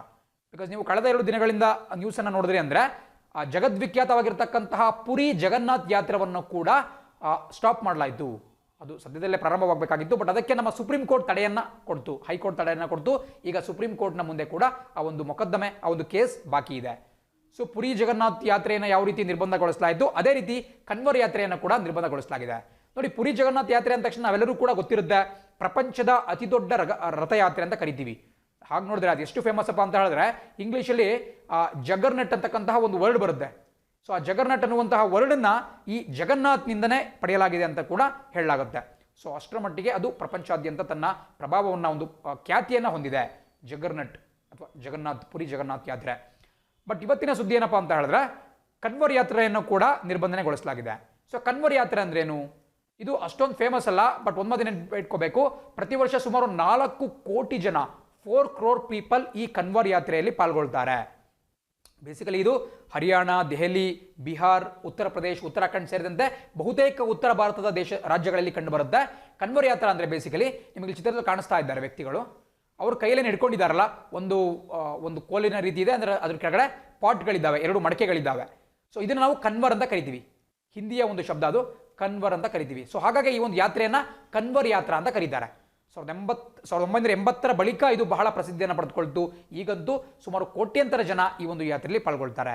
ಸೊ ಬೇಸಿಕಲಿ ಇವರು ಶಿವನ ಭಕ್ತರು, ಇವ್ರನ್ನ ನಾವು ಕನ್ವರಿಯ ಅಂತ ಕರಿತೀವಿ. ಸೊ ದಯವಿಟ್ಟು ನೋಟ್ ಮಾಡ್ಕೋಬೇಕಾಗುತ್ತೆ. ಈ ವ್ಯಕ್ತಿಗಳು ಏನು ಕನ್ವರ್ ಯಾತ್ರೆಯನ್ನು ಮಾಡ್ತಾ ಇರ್ತಾರೆ, ಯಾವ ರೀತಿ ಅಯ್ಯಪ್ಪ ಮಾಲೆಯನ್ನು ಹಾಕ್ತಾರೆ, ಅದೇ ರೀತಿ ಇದು ಕನ್ವರ್ ಯಾತ್ರೆ ಅಂತೇಳಿ. ಸೊ ಇವ್ರನ್ನ ಕನ್ವರಿಯ ಅಂತ ಕರೆಯಲಾಗುತ್ತೆ ಅಥವಾ ಬೋಲೆ ಅಂತ ಕರೆಯಲಾಗುತ್ತೆ. ಬೋಲೆ ಶಂಕರ್ ಅಂತ ಹೆಸರನ್ನ ಕೇಳಿರ್ತಾರೆ ನೀವು. ಸೊ ಶಿವನ ಭಕ್ತರು ಇವರು ಬೇಸಿಕಲಿ ಏನು ಮಾಡ್ತಾರಪ್ಪ ಅಂತ ಹೇಳಿದ್ರೆ, ಸ್ಪೆಷಲಿ ಈ ಒಂದು ಸಂದರ್ಭದಲ್ಲಿ ಹರಿದ್ವಾರ ಏನಿದೆ, ಉತ್ತರಾಖಂಡದಲ್ಲಿ ಕಂಡುಬರ್ತಕ್ಕಂತಹ ಹರಿದ್ವಾರಕ್ಕೆ ತೆರಳಿ ಅಲ್ಲಿಂದ ಗಂಗಾ ಜಲವನ್ನು ತಾವು ಕೊಂಡೊಯ್ದಿದ್ದಂತಹ ಈ ಪಾಟ್ಗಳಲ್ಲಿ ಅಥವಾ ಕನ್ವರ್ಗಳಲ್ಲಿ ತೆಗೆದುಕೊಂಡು ಬಂದ್ಬಿಟ್ಟು ತಮ್ಮ ಮಾತೃ ರಾಜ್ಯಗಳಿಗೆ ತೆರಳಿ ತಮ್ಮ ಊರಿನ ಬಳಿ ಇರತಕ್ಕಂತಹ ದೇವಸ್ಥಾನಕ್ಕೆ ತೆರಳಿ ಆ ಒಂದು ಗಂಗಾ ಜಲದಿಂದ ಅಭಿಷೇಕವನ್ನು ಮಾಡ್ತಾರೆ. ಸೊ ಆ ಒಂದು ದೃಷ್ಟಿಯಿಂದ ಅವರು ಹರಿದ್ವಾರಕ್ಕೆ ತೆರಳ್ತಾರೆ. ಬಹುತೇಕ ಜನ ಕಾಲ್ನಡಿಗೆಲ್ಲ ತೆರಳ್ತಾರೆ. ಸೊ ಅದು ಕನ್ವರ್ ಅನ್ನುವಂತಹ ಒಂದು ಯಾತ್ರೆಯ ಪ್ರಸಿದ್ಧಿಯಾಗಿದೆ. ಇಂತಹ ಒಂದು ಪ್ರಖ್ಯಾತ ಯಾತ್ರೆಯನ್ನು ಇತ್ತೀಚೆಗಷ್ಟೇ ಏನು ಮಾಡಿದ್ದಾರೆ ಅಂದರೆ ಡಿಫರ್ ಮಾಡಿದ್ದಾರೆ. ಸದ್ಯದ ಮಟ್ಟಿಗೆ ಅದನ್ನು ತಡೆ ಹಿಡಿಯಲಾಗಿದೆ. ಸೊ ಇದು ಬಹಳ ಪ್ರಮುಖ, ಬಿಕಾಸ್ ಮುಂದೆ ನಿಮಗೆ ಪ್ರಶ್ನೆಯಲ್ಲಿ ಕೇಳಬಹುದು. ಸ್ಪೆಷಲಿ ಉನ್ನತ ಮಟ್ಟದ ಪರೀಕ್ಷೆಗಳು ಕೇಳ್ತಾರೆ, ಕನ್ವರ್ ಯಾತ್ರೆ ಯಾವ ರಾಜ್ಯದಲ್ಲಿ ಕಂಡುಬರುತ್ತೆ, ಯಾವುದಕ್ಕೆ ಫೇಮಸ್ಸು, ಅಥವಾ ಯಾವ ಒಂದು ದೇವರ ಅನುಯಾಯಿಗಳು ಈ ಯಾತ್ರೆಯಲ್ಲಿ ಪಾಲ್ಗೊಳ್ತಾರೆ. ಸೊ ಹೀಗೆ ಬೇರೆ ಬೇರೆ ರೀತಿಯಲ್ಲಿ ಕೇಳಬಹುದು. ಬಿಕಾಸ್ ಇದು ನಮ್ಮ ರಾಷ್ಟ್ರೀಯ ಒಂದು ಸಂಸ್ಕೃತಿಯ ದೃಷ್ಟಿಯಿಂದ ಬಹಳ ಪ್ರಮುಖವಾಗಿರುತ್ತೆ. ಯಾವ ರೀತಿ ಬೇರೆ ಬೇರೆ ರಾಜ್ಯಗಳಲ್ಲಿ ಬೇರೆ ಬೇರೆ ಕಲ್ಚರ್ಸ್, ಸಂಸ್ಕೃತಿಗಳು ನಮಗೆ ಕಂಡುಬರುತ್ತೆ ಅಂತೇಳಿ. ಸೊ ಕನ್ವರ್ ಯಾತ್ರಾ ಗೊತ್ತಿರಬೇಕು, ಪುರಿ ಜಗನ್ನಾಥ ಯಾತ್ರಾ ಗೊತ್ತಿರಬೇಕು, ಇದೇ ರೀತಿ ಅಯ್ಯಪ್ಪ ಟೆಂಪಲ್ನಲ್ಲಿ ಇರತಕ್ಕಂತಹ ವಿಚಾರಗಳು ಕೂಡ ನಮಗೆ ಗೊತ್ತಿರಬೇಕಾಗುತ್ತೆ. ಖಂಡಿತ ಪ್ರಶ್ನೆಗಳು ಕೇಳುವಂತಹ ಸಾಧ್ಯತೆ ಇರುತ್ತೆ. ಸೊ ಅದೇ ರೀತಿ ಮುಂದಿನ ಸುದ್ದಿ ನೋಡ್ತಾ ಹೋಗೋಣ. ಸುದ್ದಿ ಹೇಳುತ್ತೆ, Gopichand recommends Prannoy for Arjuna awards. ನೋಡಿ, ಇದು ಕೂಡ ಒಂದು ವಿಶೇಷವಾದಂತಹ ಸುದ್ದಿ. ಬಿಕಾಸ್ ನೀವೆಲ್ಲರೂ ಕೂಡ ನಿಮಗೆ ಅನಿಸಬಹುದು, ಪ್ರಣಯ್ ಅವರು ಪ್ರಮುಖವಾಗಿ ಒಬ್ಬ ಬ್ಯಾಡ್ಮಿಂಟನ್ ಆಟಗಾರ, ನಾವೇನು ಶಟಲ್ ಕಾಕ್ ಅಂತೀವಿ ಬ್ಯಾಡ್ಮಿಂಟನ್, ಅದರ ಒಬ್ಬ ಖ್ಯಾತ ಆಟಗಾರ. ಬಟ್ ಇತ್ತೀಚೆಗಷ್ಟೇ ಅವರ ಹೆಸರನ್ನ ರಾಜೀವ್ ಗಾಂಧಿ ಅರ್ಜುನ ಪ್ರಶಸ್ತಿ, ಪ್ರಸಿದ್ಧ ಕ್ರೀಡಾಪಟುಗಳಿಗೆ ನೀಡತಕ್ಕಂತಹ ಅರ್ಜುನ ಪ್ರಶಸ್ತಿಗೆ ಪ್ರಣಯ್ ಅವರ ಹೆಸರನ್ನ ಗೋಪಿಚಂದ್ ಅವರು ರೆಕಮೆಂಡ್ ಮಾಡಿದ್ದಾರೆ, ಶಿಫಾರಸ್ ಮಾಡಿದ್ದಾರೆ ಅಂತ ಒಂದು ನಿಮಗೆ ಸುದ್ದಿ ಕಾಣಿಸ್ತಾ ಇದೆ. ನೋಡಿ, ನಿಮ್ಮಲ್ಲಿ ಬಹಳಷ್ಟು ಜನಕ್ಕೆ ಕನ್ಫ್ಯೂಷನ್ ಆಗಬಹುದು. ಬಿಕಾಸ್ ಯಾವುದೇ ಒಂದು ಪ್ರಶಸ್ತಿ ಇರಲಿ, ಅದು ಅರ್ಜುನ ಪ್ರಶಸ್ತಿ ಇರಲಿ ಅಥವಾ ಖೇಲ್ ರತ್ನ ಪ್ರಶಸ್ತಿ ಇರಲಿ, ಆ ಒಂದು ಪ್ರಶಸ್ತಿಗೆ ಶಿಫಾರಸ್ ಮಾಡತಕ್ಕಂತಹ ಅಧಿಕಾರ ಇರತಕ್ಕಂತಹದ್ದು ಕೇವಲ ಆ ಕ್ರೀಡಾ ಸಂಘಟನೆಗಳಿಗೆ, ಸ್ಪೋರ್ಟ್ಸ್ ಆರ್ಗನೈಸೇಷನ್ಸ್ಗಳಿಗೆ. ಫಾರ್ ಎಕ್ಸಾಂಪಲ್, ಬ್ಯಾಡ್ಮಿಂಟನ್ಗೆ ಸಂಬಂಧಪಟ್ಟಂತೆ ಬ್ಯಾಡ್ಮಿಂಟನ್ ಫೆಡರೇಷನ್ ಆಫ್ ಇಂಡಿಯಾದವರು ಶಿಫಾರಸನ್ನು ಮಾಡ್ತಾರೆ. ಕ್ರಿಕೆಟ್ಗೆ ಸಂಬಂಧಪಟ್ಟಂತೆ BCCI ಅವರು ಶಿಫಾರಸನ್ನು ಮಾಡ್ತಾರೆ.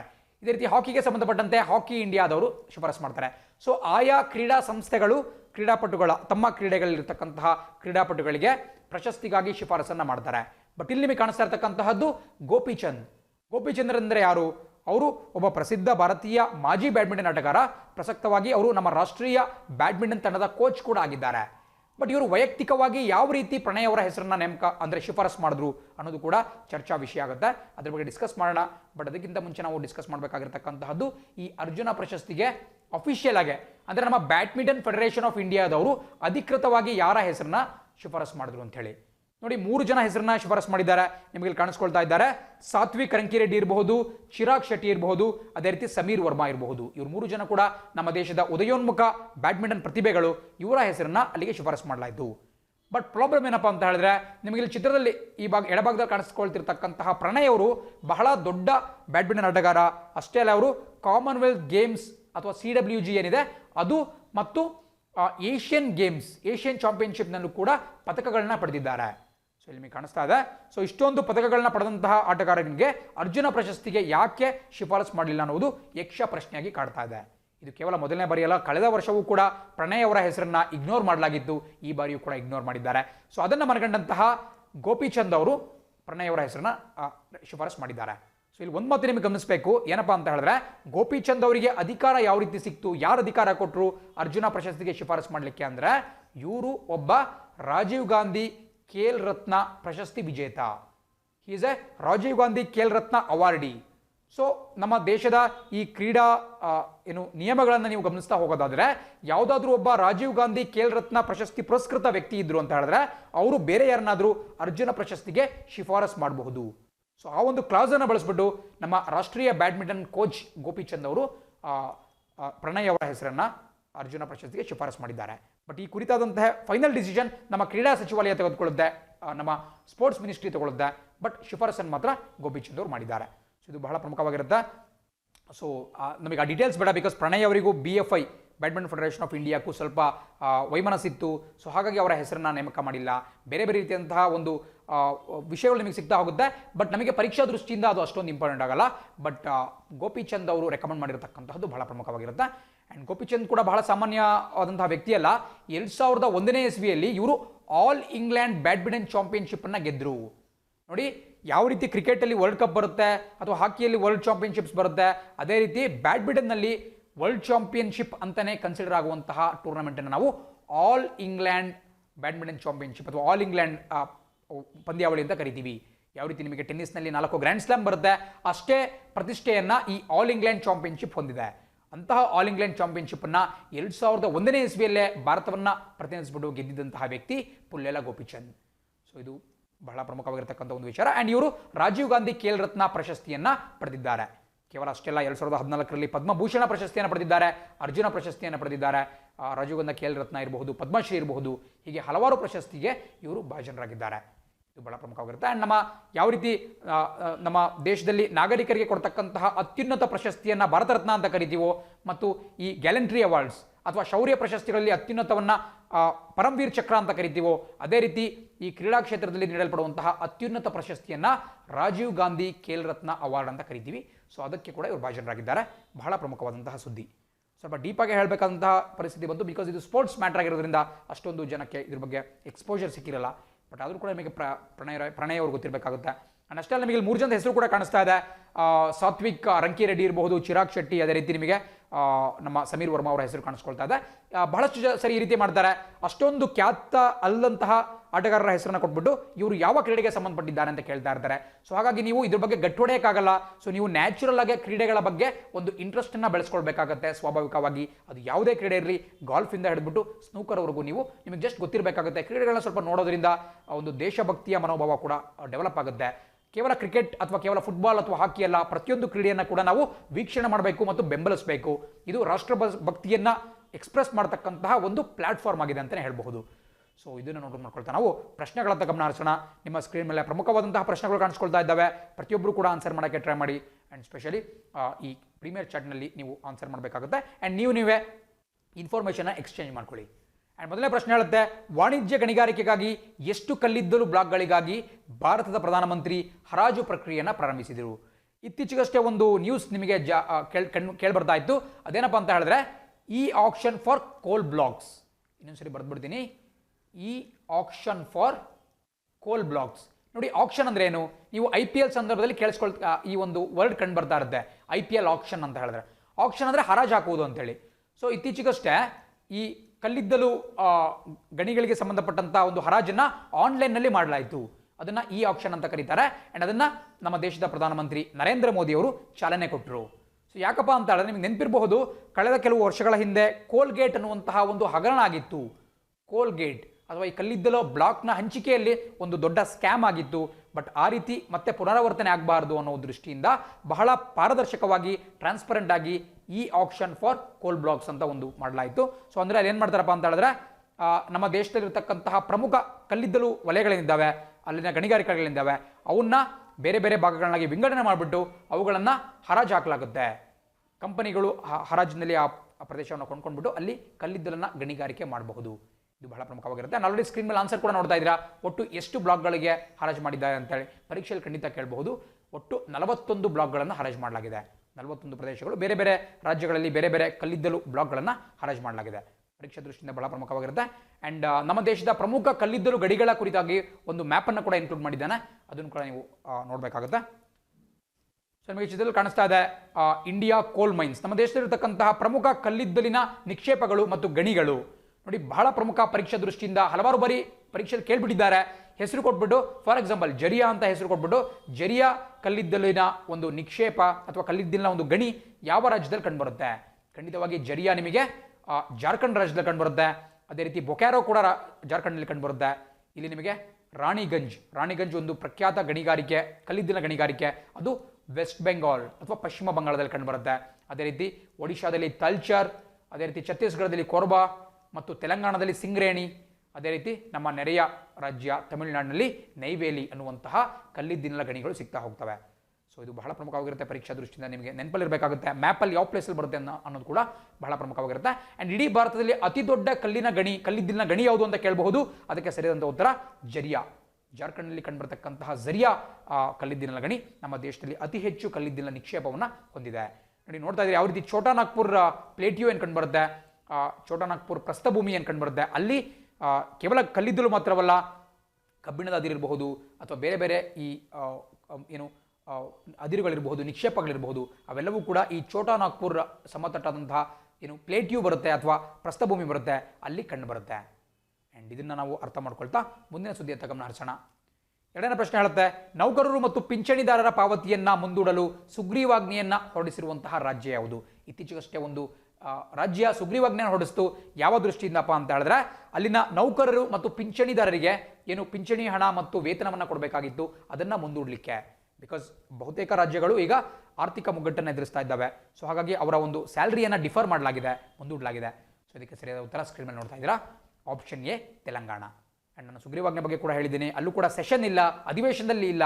ಸೊ ಹಾಗಾಗಿ ಈ ಆರ್ಡಿನೆನ್ಸ್ ಅಥವಾ ಸುಗ್ರೀವಾಜ್ಞೆಯನ್ನು ಹೊರಡಿಸಲಾಗಿದೆ. ಆ್ಯಂಡ್ ತೆಲಂಗಾಣ ನಮಗೆ ಗೊತ್ತಿರೋ ರೀತಿ ಅದರ ರಾಜಧಾನಿ ಹೈದರಾಬಾದ್, ಆ್ಯಂಡ್ ಅಲ್ಲಿನ ಮುಖ್ಯಮಂತ್ರಿ ಕೆ ಚಂದ್ರಶೇಖರ್ ರಾವ್, KCR. ಇದು ಬಹಳ ಪ್ರಮುಖವಾಗಿರುತ್ತೆ. ಆ್ಯಂಡ್ ಮುಂದಿನ ಪ್ರಶ್ನೆ ನೋಡ್ತಾ ಹೋಗೋಣ. ಪ್ರಶ್ನೆ ಹೇಳುತ್ತೆ, ಕಡಿಮೆ ಆದಾಯದ ರಾಷ್ಟ್ರಗಳಿಗೆ ಕೈಗೆಟುಕುವ ದರದಲ್ಲಿ ನ್ಯೂಮೋನಿಯಾ ಲಸಿಕೆ ನೀಡಲು ಯುನಿಸೆಫ್ ಯಾವ ದೇಶದೊಂದಿಗೆ ಒಪ್ಪಂದ ಮಾಡಿಕೊಂಡಿದೆ? ಬಟ್ ಒಂದು ನೆನ್ಪಿಟ್ಕೋಬೇಕು, ಇದು ಯಾವುದೋ ದೇಶದ ಸರ್ಕಾರದ ಜೊತೆ ಆದಂತಹ ಒಪ್ಪಂದ ಅಲ್ಲ, ಬಟ್ ಅಲ್ಲಿನ ಒಂದು ಖಾಸಗಿ ಸಂಸ್ಥೆಯ ಜೊತೆ ಆದಂತಹ ಒಪ್ಪಂದ. ನಿಮಗೆ ಯುನಿಸೆಫ್ ಕಾಣಿಸ್ತಾ ಇದೆ. ಯುನಿಸೆಫ್ ಬಹಳ ಪ್ರಮುಖವಾದಂತಹ ಒಂದು ವಿಶ್ವಸಂಸ್ಥೆ, ಅಂಗಸಂಸ್ಥೆ. ಅಮೆರಿಕದ ನ್ಯೂಯಾರ್ಕ್ ನಗರದಲ್ಲಿ ತನ್ನ ಕೇಂದ್ರ ಕಚೇರಿಯನ್ನು ಹೊಂದಿದೆ. ಸೊ ಯುನಿಸೆಫ್ ಬಗ್ಗೆ ಕೂಡ ತಿಳ್ಕೊಳ್ತಾ ಹೋಗೋಣ. ಯುನಿಸೆಫ್ ಅಂತ ಹೇಳಿದ್ರೆ United Nations International Children's Emergency Fund. But ಇದು ಹಳೆಯ ಹೆಸರಾಯಿತು. ಮುಂಚೆ ಇದನ್ನ United Nations International Children's Emergency Fund ಅಂತ ಕರೀತಾ ಇದ್ರು. ಬಟ್ ಈಗ ಅದನ್ನು ಕೇವಲ ಯುನೈಟೆಡ್ ನೇಷನ್ಸ್ ಚಿಲ್ಡ್ರನ್ಸ್ ಫಂಡ್ ಅಂತ ಕರೀತಾರೆ. ಬಟ್ ಅದರ ಹೆಸರನ್ನ ಯುನಿಸೆಫ್ ಅಂತಾನೆ ಉಳಿಸ್ಕೊಳ್ಳಲಾಗಿದೆ, ಹೆಸರು ಯಾವುದೇ ಚೇಂಜ್ ಇಲ್ಲ. ಬಟ್ ಈಗ ಅದರ ಫುಲ್ ಫಾರ್ಮ್ ನಿಮಗೆ ಪರೀಕ್ಷೆಯಲ್ಲಿ ಕೇಳಿದ್ರು ಅಂತ ಹೇಳಿದ್ರೆ ನೀವು ಈ ಥರ ಫುಲ್ ಫಾರ್ಮ್ ಹಾಕಬಾರ್ದು. But United Nations Children's Fund ಅಷ್ಟೇ ಹಾಕಬೇಕಾಗಿರುತ್ತೆ. ಇದು ಪ್ರಪಂಚಾದ್ಯಂತ ಇರತಕ್ಕಂತಹ ಮಕ್ಕಳ ಒಂದು ಏಳಿಗೆಗಾಗಿ ಒಂದು ಕಾರ್ಯವನ್ನು ಮಾಡ್ತಾ ಇದೆ. ಸೊ ಇವರು ಇತ್ತೀಚೆಗಷ್ಟೇ ನ್ಯೂಮೋನಿಯಾ ಅನ್ನುವಂತಹ ಕಾಯಿಲೆ ಏನಿದೆ, ನ್ಯೂಮೋನಿಯಾಗೆ ಲಸಿಕೆ, ಅದಕ್ಕೆ ಬೇಕಾಗಿರ್ತಕ್ಕಂಥ ವ್ಯಾಕ್ಸಿನ್ಗೆ ಸಂಬಂಧಪಟ್ಟಂತೆ ಒಂದು ಒಪ್ಪಂದಕ್ಕೆ ಇತ್ತೀಚೆಗಷ್ಟೇ ಸಹಿ ಆಗ್ತು. ಸೊ ಅದು ಯಾವ ದೇಶದ ಜೊತೆ ಅಂತ ಕೇಳ್ತಾ ಇದ್ದಾರೆ. ಇದಕ್ಕೆ ಸರಿಯಾದ ಉತ್ತರ ಆಪ್ಷನ್ ಬಿ, ಭಾರತ. ಇಂಡಿಯಾದ ಜೊತೆ ಇವರು ಸಹಿಯನ್ನು ಹಾಕಿದ್ದಾರೆ. ನಾನು ಆಗಲೇ ಹೇಳಿದೆ, ಇದು ದೇಶದ ಸರ್ಕಾರದ ಜೊತೆ ಅಲ್ಲ. ಸೊ ನಮ್ಮ ಭಾರತೀಯ ಸರ್ಕಾರದ ಜೊತೆ ಇವರು ಸಹಿ ಹಾಕಿಲ್ಲ, ಬದಲಾಗಿ ಭಾರತದಲ್ಲಿ ಕಂಡುಬರತಕ್ಕಂತಹ ಒಂದು ಪ್ರಮುಖ ಒಂದು ಸಂಸ್ಥೆಯಾಗಿರ್ತಕ್ಕಂತಹ ಸೇರಂ ಇನ್ಸ್ಟಿಟ್ಯೂಟ್ನ ಜೊತೆಗೆ ಇದು ಒಪ್ಪಂದಕ್ಕೆ ಸಹಿ ಹಾಕಿದೆ. ಸೊ ಸೇರಂ, ನಾನು ಹಿಂದೆ ಕೂಡ ಒಂದ್ಸರಿ ಹೇಳಿದ್ದೇನೆ ಕ್ಲಾಸಲ್ಲಿ, ಸೇರಂ ಇನ್ಸ್ಟಿಟ್ಯೂಟ್ ಅಂತ ಹೇಳಿ. ನಿಮಗೆ ಇದು ಮಹಾರಾಷ್ಟ್ರದ ಪುಣೆ ನಗರದಲ್ಲಿ ಕಂಡುಬರುತ್ತೆ. ಸೇರಂ ಇನ್ಸ್ಟಿಟ್ಯೂಟ್ ಆಫ್ ಇಂಡಿಯಾ, ಅದರ ಫುಲ್ ಹೆಸರನ್ನು ಕೂಡ ಬರ್ಕೊಂಬಿಡಿ. ಸೇರಂ ಇನ್ಸ್ಟಿಟ್ಯೂಟ್ ಆಫ್ ಇಂಡಿಯಾ ಒಂದು ಖಾಸಗಿ ಸಂಸ್ಥೆನೇ. ಇದು ನಮಗೆ ಮಹಾರಾಷ್ಟ್ರದ ಪುಣೆಯಲ್ಲಿ ಕಂಡುಬರುತ್ತೆ. ಆ್ಯಂಡ್ ಸೇರಂ ಅಂದ್ರೆ ಏನು ನೋಡಿ, ಸೇರಂ ಅಂತ ನೀವು ಬಹಳ ಬಾರಿ ಕೇಳ್ತಿರ್ತೀರಾ, ಸೆರೋಲಜಿ ಅಂತ ಕೂಡ ಕೇಳ್ತಾ ಇರ್ತೀರಾ. ಸೊ ಸೇರಂ ಅಂತ ಹೇಳಿದ್ರೆ ಬೇಸಿಕಲಿ ರಕ್ತದಲ್ಲಿ ಕಂಡುಬರ್ತಕ್ಕಂತಹ ಒಂದು ದ್ರವ ಅಥವಾ ಏನು ಫ್ಲೂಯಿಡ್ ಅಂತ ಕರಿಬಹುದು, ಅದನ್ನು ನಾವು ಸೇರಂ ಅಂತ ಕರಿತೀವಿ. ಸೊ ಸೇರಂ ಟೆಸ್ಟ್ ಅಥವಾ ಸೆರೋಲಜಿ ಅಂತ ಕರಿಬಹುದು. ಸೆರೋಲಜಿ ಅಂದ್ರೇನು, ಈ ರಕ್ತ ಪರೀಕ್ಷೆಯನ್ನ ಅಥವಾ ಯಾವುದಾದ್ರೂ ಒಂದು ಕಾಯಿಲೆಯನ್ನ ಡಯಾಗ್ನೈಸ್ ಮಾಡಲಿಕ್ಕೆ ರಕ್ತವನ್ನು ಏನು ಪರೀಕ್ಷೆ ಮಾಡ್ತಾರೆ, ಅದನ್ನ ಆ ಒಂದು ತಂತ್ರಜ್ಞಾನವನ್ನು ನಾವು ಸೆರೋಲಜಿ ಅಂತ ಕರಿತೀವಿ. ಸೊ ಈ ಸೇರಂ ಅಂತ ಹೇಳಿದ್ರೆ ಈ ರಕ್ತ ಇರಬಹುದು, ದೇಹದ ಒಂದು ಇಮ್ಯುನಿಟಿ ಪವರ್ ಇರಬಹುದು, ರೋಗ ನಿರೋಧಕ ಶಕ್ತಿ ಇರಬಹುದು, ಇದಕ್ಕೆ ಸಂಬಂಧಪಟ್ಟಂತ ಒಂದು ಶಬ್ದ ಆಗಿದೆ.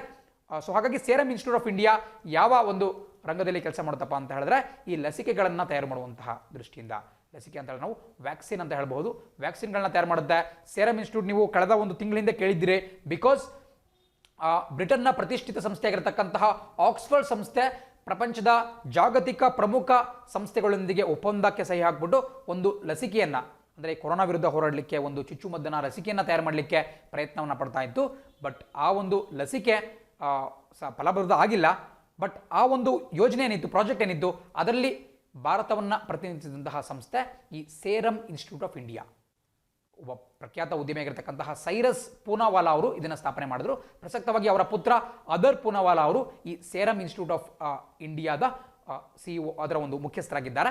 ಸೊ ಹಾಗಾಗಿ ಇದು ಬಹಳ ಪ್ರಮುಖವಾಗುತ್ತೆ. ಸೇರಮ್ ಜೊತೆ ಒಪ್ಪಂದಕ್ಕೆ ಯುನಿಸೆಫ್ ಸಹಿ ಹಾಕಿದೆ, ಇದು ಕೂಡ ಬಹಳ ಪ್ರಮುಖ. ಆ್ಯಂಡ್ ಅದ್ರ ಜೊತೆಗೆ ಮತ್ತೊಂದು ಪುಣೆಯಲ್ಲಿ ಮತ್ತೊಂದು ಪ್ರಮುಖವಾದಂತಹ ಸಂಸ್ಥೆ ನಿಮಗೆ ಕೇಳಿ ಬರ್ತಾ ಇರುತ್ತೆ, NIV ಅಂತ ಕರಿತೀವಿ, ನ್ಯಾಷನಲ್ ಇನ್ಸ್ಟಿಟ್ಯೂಟ್ ಆಫ್ ವೈರಾಲಜಿ. ಅದು ಕೂಡ ಈ ವೈರಾಣುವಿನ ಸಂಬಂಧಪಟ್ಟಂತೆ, ವೈರಾಲಜಿಗೆ ಸಂಬಂಧಪಟ್ಟಂತೆ ಒಂದು ಇನ್ಸ್ಟಿಟ್ಯೂಟ್ ಆಗಿದೆ. ಅದು ಕೂಡ ಪುಣೆಯಲ್ಲಿ ಕಂಡುಬರುತ್ತೆ. ಜೊತೆಗೆ ಸೇರಮ್ ಇನ್ಸ್ಟಿಟ್ಯೂಟ್ ಆಫ್ ಇಂಡಿಯಾ. ಸೊ ಇದು ಬಹಳ ಪ್ರಮುಖವಾದಂತಹ ಒಂದು ಸುದ್ದಿ. ಆ್ಯಂಡ್ ಇದೇ ರೀತಿ ಆಕ್ಸ್ಫರ್ಡ್ ಸಂಸ್ಥೆ ಯಾವ ರೀತಿ ಜಾಗತಿಕ ಒಂದು ಒಪ್ಪಂದ ಮಾಡ್ಕೊಂಡಿತ್ತು ಅದ್ರ ಬಗ್ಗೆ ಕೂಡ ನೀವು ನೆನಪಲ್ಲಿ ಇಟ್ಕೋಬೇಕಾಗುತ್ತೆ. ಆ್ಯಂಡ್ ಇದನ್ನು ನೆನಪಲ್ಲಿ ಇಟ್ಕೊಂತ ನಾವು ಮುಂದಿನ ಪ್ರಶ್ನೆ ಅಂತ ಗಮನಿಸೋಣ. 4ನೇ ಪ್ರಶ್ನೆ ಹೇಳುತ್ತೆ, ಯಾವ ಭಾರತೀಯ ರಾಜ್ಯ ಅಥವಾ ಯೂನಿಯನ್ ಟೆರಿಟರಿ ವಿಶ್ವದ ಅತಿದೊಡ್ಡ COVID-19 ಆರೈಕೆ ಸೌಲಭ್ಯವನ್ನು ಹೊಂದಿದೆ? ನೋಡಿ, ಇತ್ತೀಚೆಗೆ ಬಂದಂತಹ ಒಂದು ಸುದ್ದಿ, ಈ ಒಂದು ಪ್ರದೇಶದಲ್ಲಿ ಯಾವುದೋ ಒಂದು ಸ್ಪಿರಿಚುವಲ್ ಸೆಂಟರ್ ಅಥವಾ ಆಧ್ಯಾತ್ಮಿಕ ಕೇಂದ್ರವನ್ನು ಸುಮಾರು 10,000 ಹಾಸಿಗೆಯ ಒಂದು ಕೆಪಾಸಿಟಿ ಉಳ್ಳಂಥ ಕೊರೋನಾ ವೈರಸ್ ಆರೈಕೆ ಸೌಲಭ್ಯವನ್ನು ಮಾಡಿದ್ದಾರೆ. ಸೊ ಅಂದರೆ 10,000 ಬೆಡ್ ಕೆಪಾಸಿಟಿ ಇರುವಂತಹ ಒಂದು COVID-19 ಟ್ರೀಟ್ಮೆಂಟ್ ಒಂದು ಫೆಸಿಲಿಟಿಯನ್ನಾಗಿ ಆಯ್ಕೆ ಮಾಡಲಾಗಿದೆ. ಸೊ ಅದು ಯಾವ ರಾಜ್ಯ ಅಂತ ಕೇಳ್ತಿದ್ದಾರೆ. ಇದಕ್ಕೆ ಸರಿಯಾದಂಥ ಉತ್ತರ ಆಪ್ಷನ್ ಎ, ನವದೆಹಲಿ. ಸೊ ನಮ್ಮ ರಾಷ್ಟ್ರ ರಾಜಧಾನಿ ಆಗಿರತಕ್ಕಂತಹ ನವದೆಹಲಿಯಲ್ಲಿ ಇಂತಹ ಒಂದು ಫೆಸಿಲಿಟಿನ ಮಾಡಲಾಗಿದೆ. ಬಿಕಾಸ್ ನಿಮಗೆ ಗೊತ್ತಿರಬೇಕು, ನಮ್ಮ ರಾಷ್ಟ್ರ ರಾಜಧಾನಿ ಕೊರೋನಾದಿಂದ ತತ್ತರಿಸಿ ಹೋಗ್ಬಿಟ್ಟಿದೆ. ಸುಮಾರು 50,000ಕ್ಕೂ ಅಧಿಕ ಜನ ಅಲ್ಲಿ ಕೊರೋನಾ ವೈರಸ್ ಪಾಸಿಟಿವ್ ಆಗಿದ್ದಾರೆ.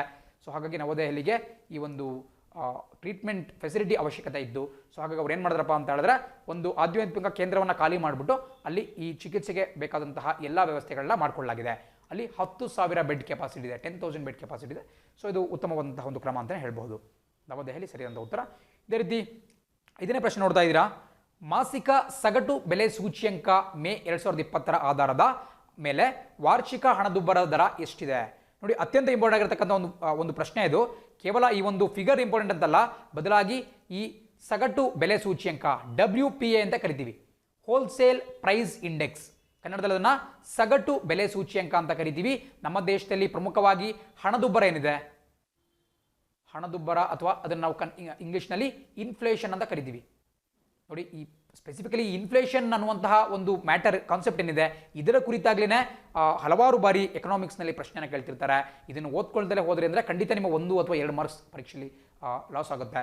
ಸೊ ದಯವಿಟ್ಟು ನೀವು ಎಕನಾಮಿಕ್ಸ್ ಓದಬೇಕಾದ್ರೆ ಈ ಸ್ಪೆಸಿಫಿಕ್ ಆಗಿ ಈ ಇನ್ಫ್ಲೇಷನ್ ಮತ್ತು ಹಣದುಬ್ಬರದ ಮೇಲೆ ಜಾಸ್ತಿ ಕಾನ್ಸಂಟ್ರೇಟ್ ಮಾಡಿ. ಸೊ ಇಲ್ಲಿ ಕೊಟ್ಟಿರ್ತಕ್ಕಂತಹ ಪ್ರಶ್ನೆ ಬಹಳ ಸಿಂಪಲ್ ಆಗಿದೆ. ಪ್ರಸಕ್ತವಾಗಿ ನಮ್ಮ ದೇಶದಲ್ಲಿ ಸಗಟು ಬೆಲೆ ಸೂಚ್ಯಂಕ ಎಷ್ಟಕ್ಕೆ ಬಂದಿತ್ತಿದೆ ಅಂದರೆ ಮಾಸಿಕ, ಇದು ಪ್ರತಿ ಮಂತ್ ಅಥವಾ ಪ್ರತಿ ಒಂದು ತಿಂಗಳಿಗೆ ಇದನ್ನು ಬಿಡುಗಡೆ ಮಾಡಲಾಗುತ್ತೆ ಈ ಒಂದು ಸೂಚ್ಯಂಕವನ್ನು. ಸೊ ಪ್ರಸಕ್ತವಾಗಿ ಈ WPI ಬೇಸಿಸ್ ಮೇಲೆ ನಮ್ಮ ದೇಶದ ಹಣದುಬ್ಬರ ಅಥವಾ ಇನ್ಫ್ಲೇಷನ್ ಎಷ್ಟಿದೆ ಅಂತ ಕೇಳಲಾಗ್ತಾ ಇದೆ. ಅಂದರೆ ಇದು ಮೇ ತಿಂಗಳಿಗೆ ಸಂಬಂಧಪಟ್ಟಂಥ ಒಂದು ವಿಚಾರ. ಇದಕ್ಕೆ ಸರಿಯಾದ ಉತ್ತರ ಆಪ್ಷನ್ ಡಿ, -3.2%. ಅಂದರೆ ನಮ್ಮಲ್ಲಿ ಹಣದುಬ್ಬರ ಕುಸಿತ ಆಗ್ತಾ ಇದೆ, -3.2% ಇದೆ. ಇದು ಕೂಡ ಗಮನಿಸಬೇಕಾದಂತಹ ಒಂದು ವಿಚಾರ. ಬಟ್ ನಾನು ಆಗಲೇ ಹೇಳಿದೆ ನಿಮಗೆ ಎಕನಾಮಿಕ್ಸ್ ದೃಷ್ಟಿಯಿಂದ ಇಂತಹ ಪ್ರಶ್ನೆಗಳನ್ನ ಭಾಳ ಕೇಳ್ತಾ ಇರ್ತಾರೆ ಅಂತ. ಸೊ ಸ್ವಲ್ಪ ಈ CPI ಮತ್ತು WPI ಬಗ್ಗೆ ತಿಳ್ಕೊಳ್ತಾ ಹೋಗೋಣ. ನೋಡಿ, ನಮ್ಮ ದೇಶದಲ್ಲಿ ಹಣದುಬ್ಬರವನ್ನು 2 ರೀತಿಯಲ್ಲಿ ಕ್ಯಾಲ್ಕುಲೇಟ್ ಮಾಡಲಾಗುತ್ತೆ. ಒಂದು ನಿಮಗೆ ಹೋಲ್ಸೇಲ್ ಪ್ರೈಸ್ ಇಂಡೆಕ್ಸ್, ಸೆಕೆಂಡ್ ಅದನ್ನು ನಿಮಗೆ ಕನ್ಸ್ಯೂಮರ್ ಪ್ರೈಸ್ ಇಂಡೆಕ್ಸ್ ಅಂತ ಕರೆಯಲಾಗುತ್ತೆ. ನೋಡಿ, 2014ಕ್ಕೂ ಮುಂಚೆ ನಮ್ಮ ದೇಶದಲ್ಲಿ ಮೂಲಭೂತವಾಗಿ ಈ ಹಣದುಬ್ಬರ ಅಥವಾ ಇನ್ಫ್ಲೇಷನನ್ನು ಹೋಲ್ಸೇಲ್ ಪ್ರೈಸ್ ಇಂಡೆಕ್ಸ್ ಅಥವಾ ಸಗಟು ಬೆಲೆ ಸೂಚ್ಯಂಕದ ಆಧಾರದ ಮೇಲೆ ನಿರ್ಧಾರ ಮಾಡ್ತಾ ಇದ್ರು. ಬಟ್ 2004ನೇ ಇಸ್ವಿಯಲ್ಲಿ RBI ಒಂದು ಹೊಸ ನೀತಿಯನ್ನು ಜಾರಿಗೆ ತರುತ್ತೆ.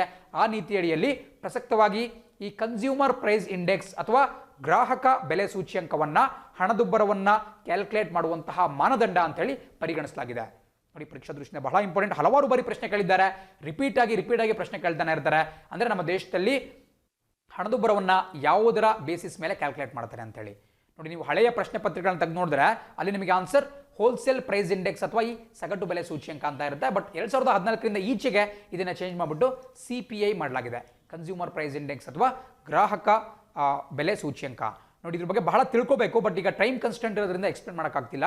ಮುಂದೆ ಯಾವಾಗಾದ್ರೂ ಚಾನ್ಸ್ ಸಿಕ್ಕರೆ ಅದನ್ನು ಖಂಡಿತ ಎಕ್ಸ್ಪ್ಲೇನ್ ಮಾಡ್ತೀನಿ. ಆ ಒಂದು ಕಾನ್ಸೆಪ್ಚುಯಲ್ ಕ್ಲಾರಿಟಿ ಇಟ್ಕೊಂಡು ನೀವು ಮುಂದಕ್ಕೆ ಹೋಗಬೇಕಾಗುತ್ತೆ. ಬೇಸಿಕಲಿ ಇದು ಎಕನಾಮಿಕ್ಸ್ ಸ್ವಲ್ಪ ಕಾಂಪ್ಲೆಕ್ಸ್, ಸಂಕೀರ್ಣವಾದಂತಹ ಒಂದು ವಿಷಯ ಆಗಿರುತ್ತೆ. ಬಟ್ ಆದರೂ ಕೂಡ ನಾವು ಅದರ ಮೂಲಭೂತವಾಗಿ ಅದೇನು ಮೀನಿಂಗ್ ಅಂತ ತಿಳ್ಕೊಳ್ತಾ ಹೋದರೆ ನಮಗೆ ಪರೀಕ್ಷೆಯಲ್ಲಿ ಕಷ್ಟ ಆಗಲ್ಲ. ಸೊ ಮುಂದೆ ಯಾವುದಾದ್ರು ಕ್ಲಾಸಲ್ಲಿ CPI ಇರಬಹುದು, ಇನ್ಫ್ಲೇಷನ್ ಇರಬಹುದು, ಡಿಫ್ಲೇಷನ್, ಡಿಸ್ಇನ್ಫ್ಲೇಷನ್, ಸ್ಕ್ಯೂಫ್ಲೇಷನ್ ಎಲ್ಲದ್ರ ಬಗ್ಗೆ ಮಾತಾಡೋಣ. ಬಟ್ ಸದ್ಯಕ್ಕೆ ಮುಂದಿನ ಪ್ರಶ್ನೆಗೆ ನಾವು ಮೂವ್ ಆಗೋಣ. 6 ಪ್ರಶ್ನೆ ಹೇಳುತ್ತೆ, ಭಾರತವು ಇತ್ತೀಚೆಗೆ ಯಾವ ಅಂತಾರಾಷ್ಟ್ರೀಯ ಬಹುಪಾಲುದಾರರ ಮೈತ್ರಿಕೂಟದ ಸದಸ್ಯರಾಗಿ ಸೇರ್ಕೊಂಡಿದೆ? ಇತ್ತೀಚೆಗಷ್ಟೇ ಒಂದು ಭಾರತ ಒಂದು ಬಹುಪಾಲುದಾರರು ಅಥವಾ ಒಂದು ಮಲ್ಟಿಲ್ಯಾಟ್ರಲ್ ಅಲಯನ್ಸ್ಗೆ ಸದಸ್ಯರಾಗಿ ಜಾಯ್ನ್ ಆಯಿತು, ಮೈತ್ರಿಕೂಟವನ್ನು ಜಾಯ್ನ್ ಆಯಿತು. ಅದು ಯಾವುದು ಅಂತ ಕೇಳ್ತಿದ್ದಾರೆ. ಬಹಳ ಸಿಂಪಲ್, ಇದಕ್ಕೆ ಸರಿಯಾದ ಉತ್ತರ option A, global partnership for artificial intelligence. Artificial intelligence ಬಗ್ಗೆ ಪದೇ ಪದೇ ಹೇಳ್ತಾ ಇರ್ತೀನಿ, ಕೃತಕ ಬುದ್ಧಿಮತ್ತೆ ಅಂತ ಕರಿತೀವಿ ಆರ್ಟಿಫಿಷಿಯಲ್ ಇಂಟೆಲಿಜೆನ್ಸ್. ಸೊ ಅದಕ್ಕೆ ಸಂಬಂಧಪಟ್ಟಂಥ ಒಂದು ಅಂತಾರಾಷ್ಟ್ರೀಯ ಒಕ್ಕೂಟವನ್ನು ಭಾರತ ಸೇರ್ಪಡೆಯಾಗಿದೆ. ಪರೀಕ್ಷೆಯಲ್ಲಿ ಖಂಡಿತ ಕೇಳಬಹುದು, ನೋಟ್ ಡೌನ್ ಮಾಡ್ಕೊಳ್ಳಿ.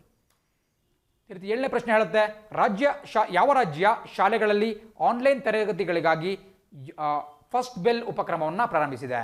ನೋಡಿ, ಇದು ಬಹಳ ಪ್ರಮುಖ. ಫಸ್ಟ್ ಬೆಲ್ ಅಂತಕ್ಕಂತಹ ಒಂದು ಯೋಜನೆಯನ್ನು ಆನ್ಲೈನ್ನಲ್ಲಿ ತರಗತಿಗಳನ್ನ ಕೊಡಲಿಕ್ಕೆ ಒಂದು ರಾಜ್ಯ ಪ್ರಾರಂಭ ಮಾಡಿದೆ. ಅದು ಯಾವ ರಾಜ್ಯ ಅಂತ ಕೇಳ್ತಿದ್ದಾರೆ. ಬಹಳ ಸಿಂಪಲ್, ಪರೀಕ್ಷೆ ಕೇಳಲೇಬಹುದು. ಸೊ ಇದರ ಸರಿಯಾದ ಉತ್ತರ ಆಪ್ಷನ್ ಎ, ಕೇರಳ ರಾಜ್ಯ.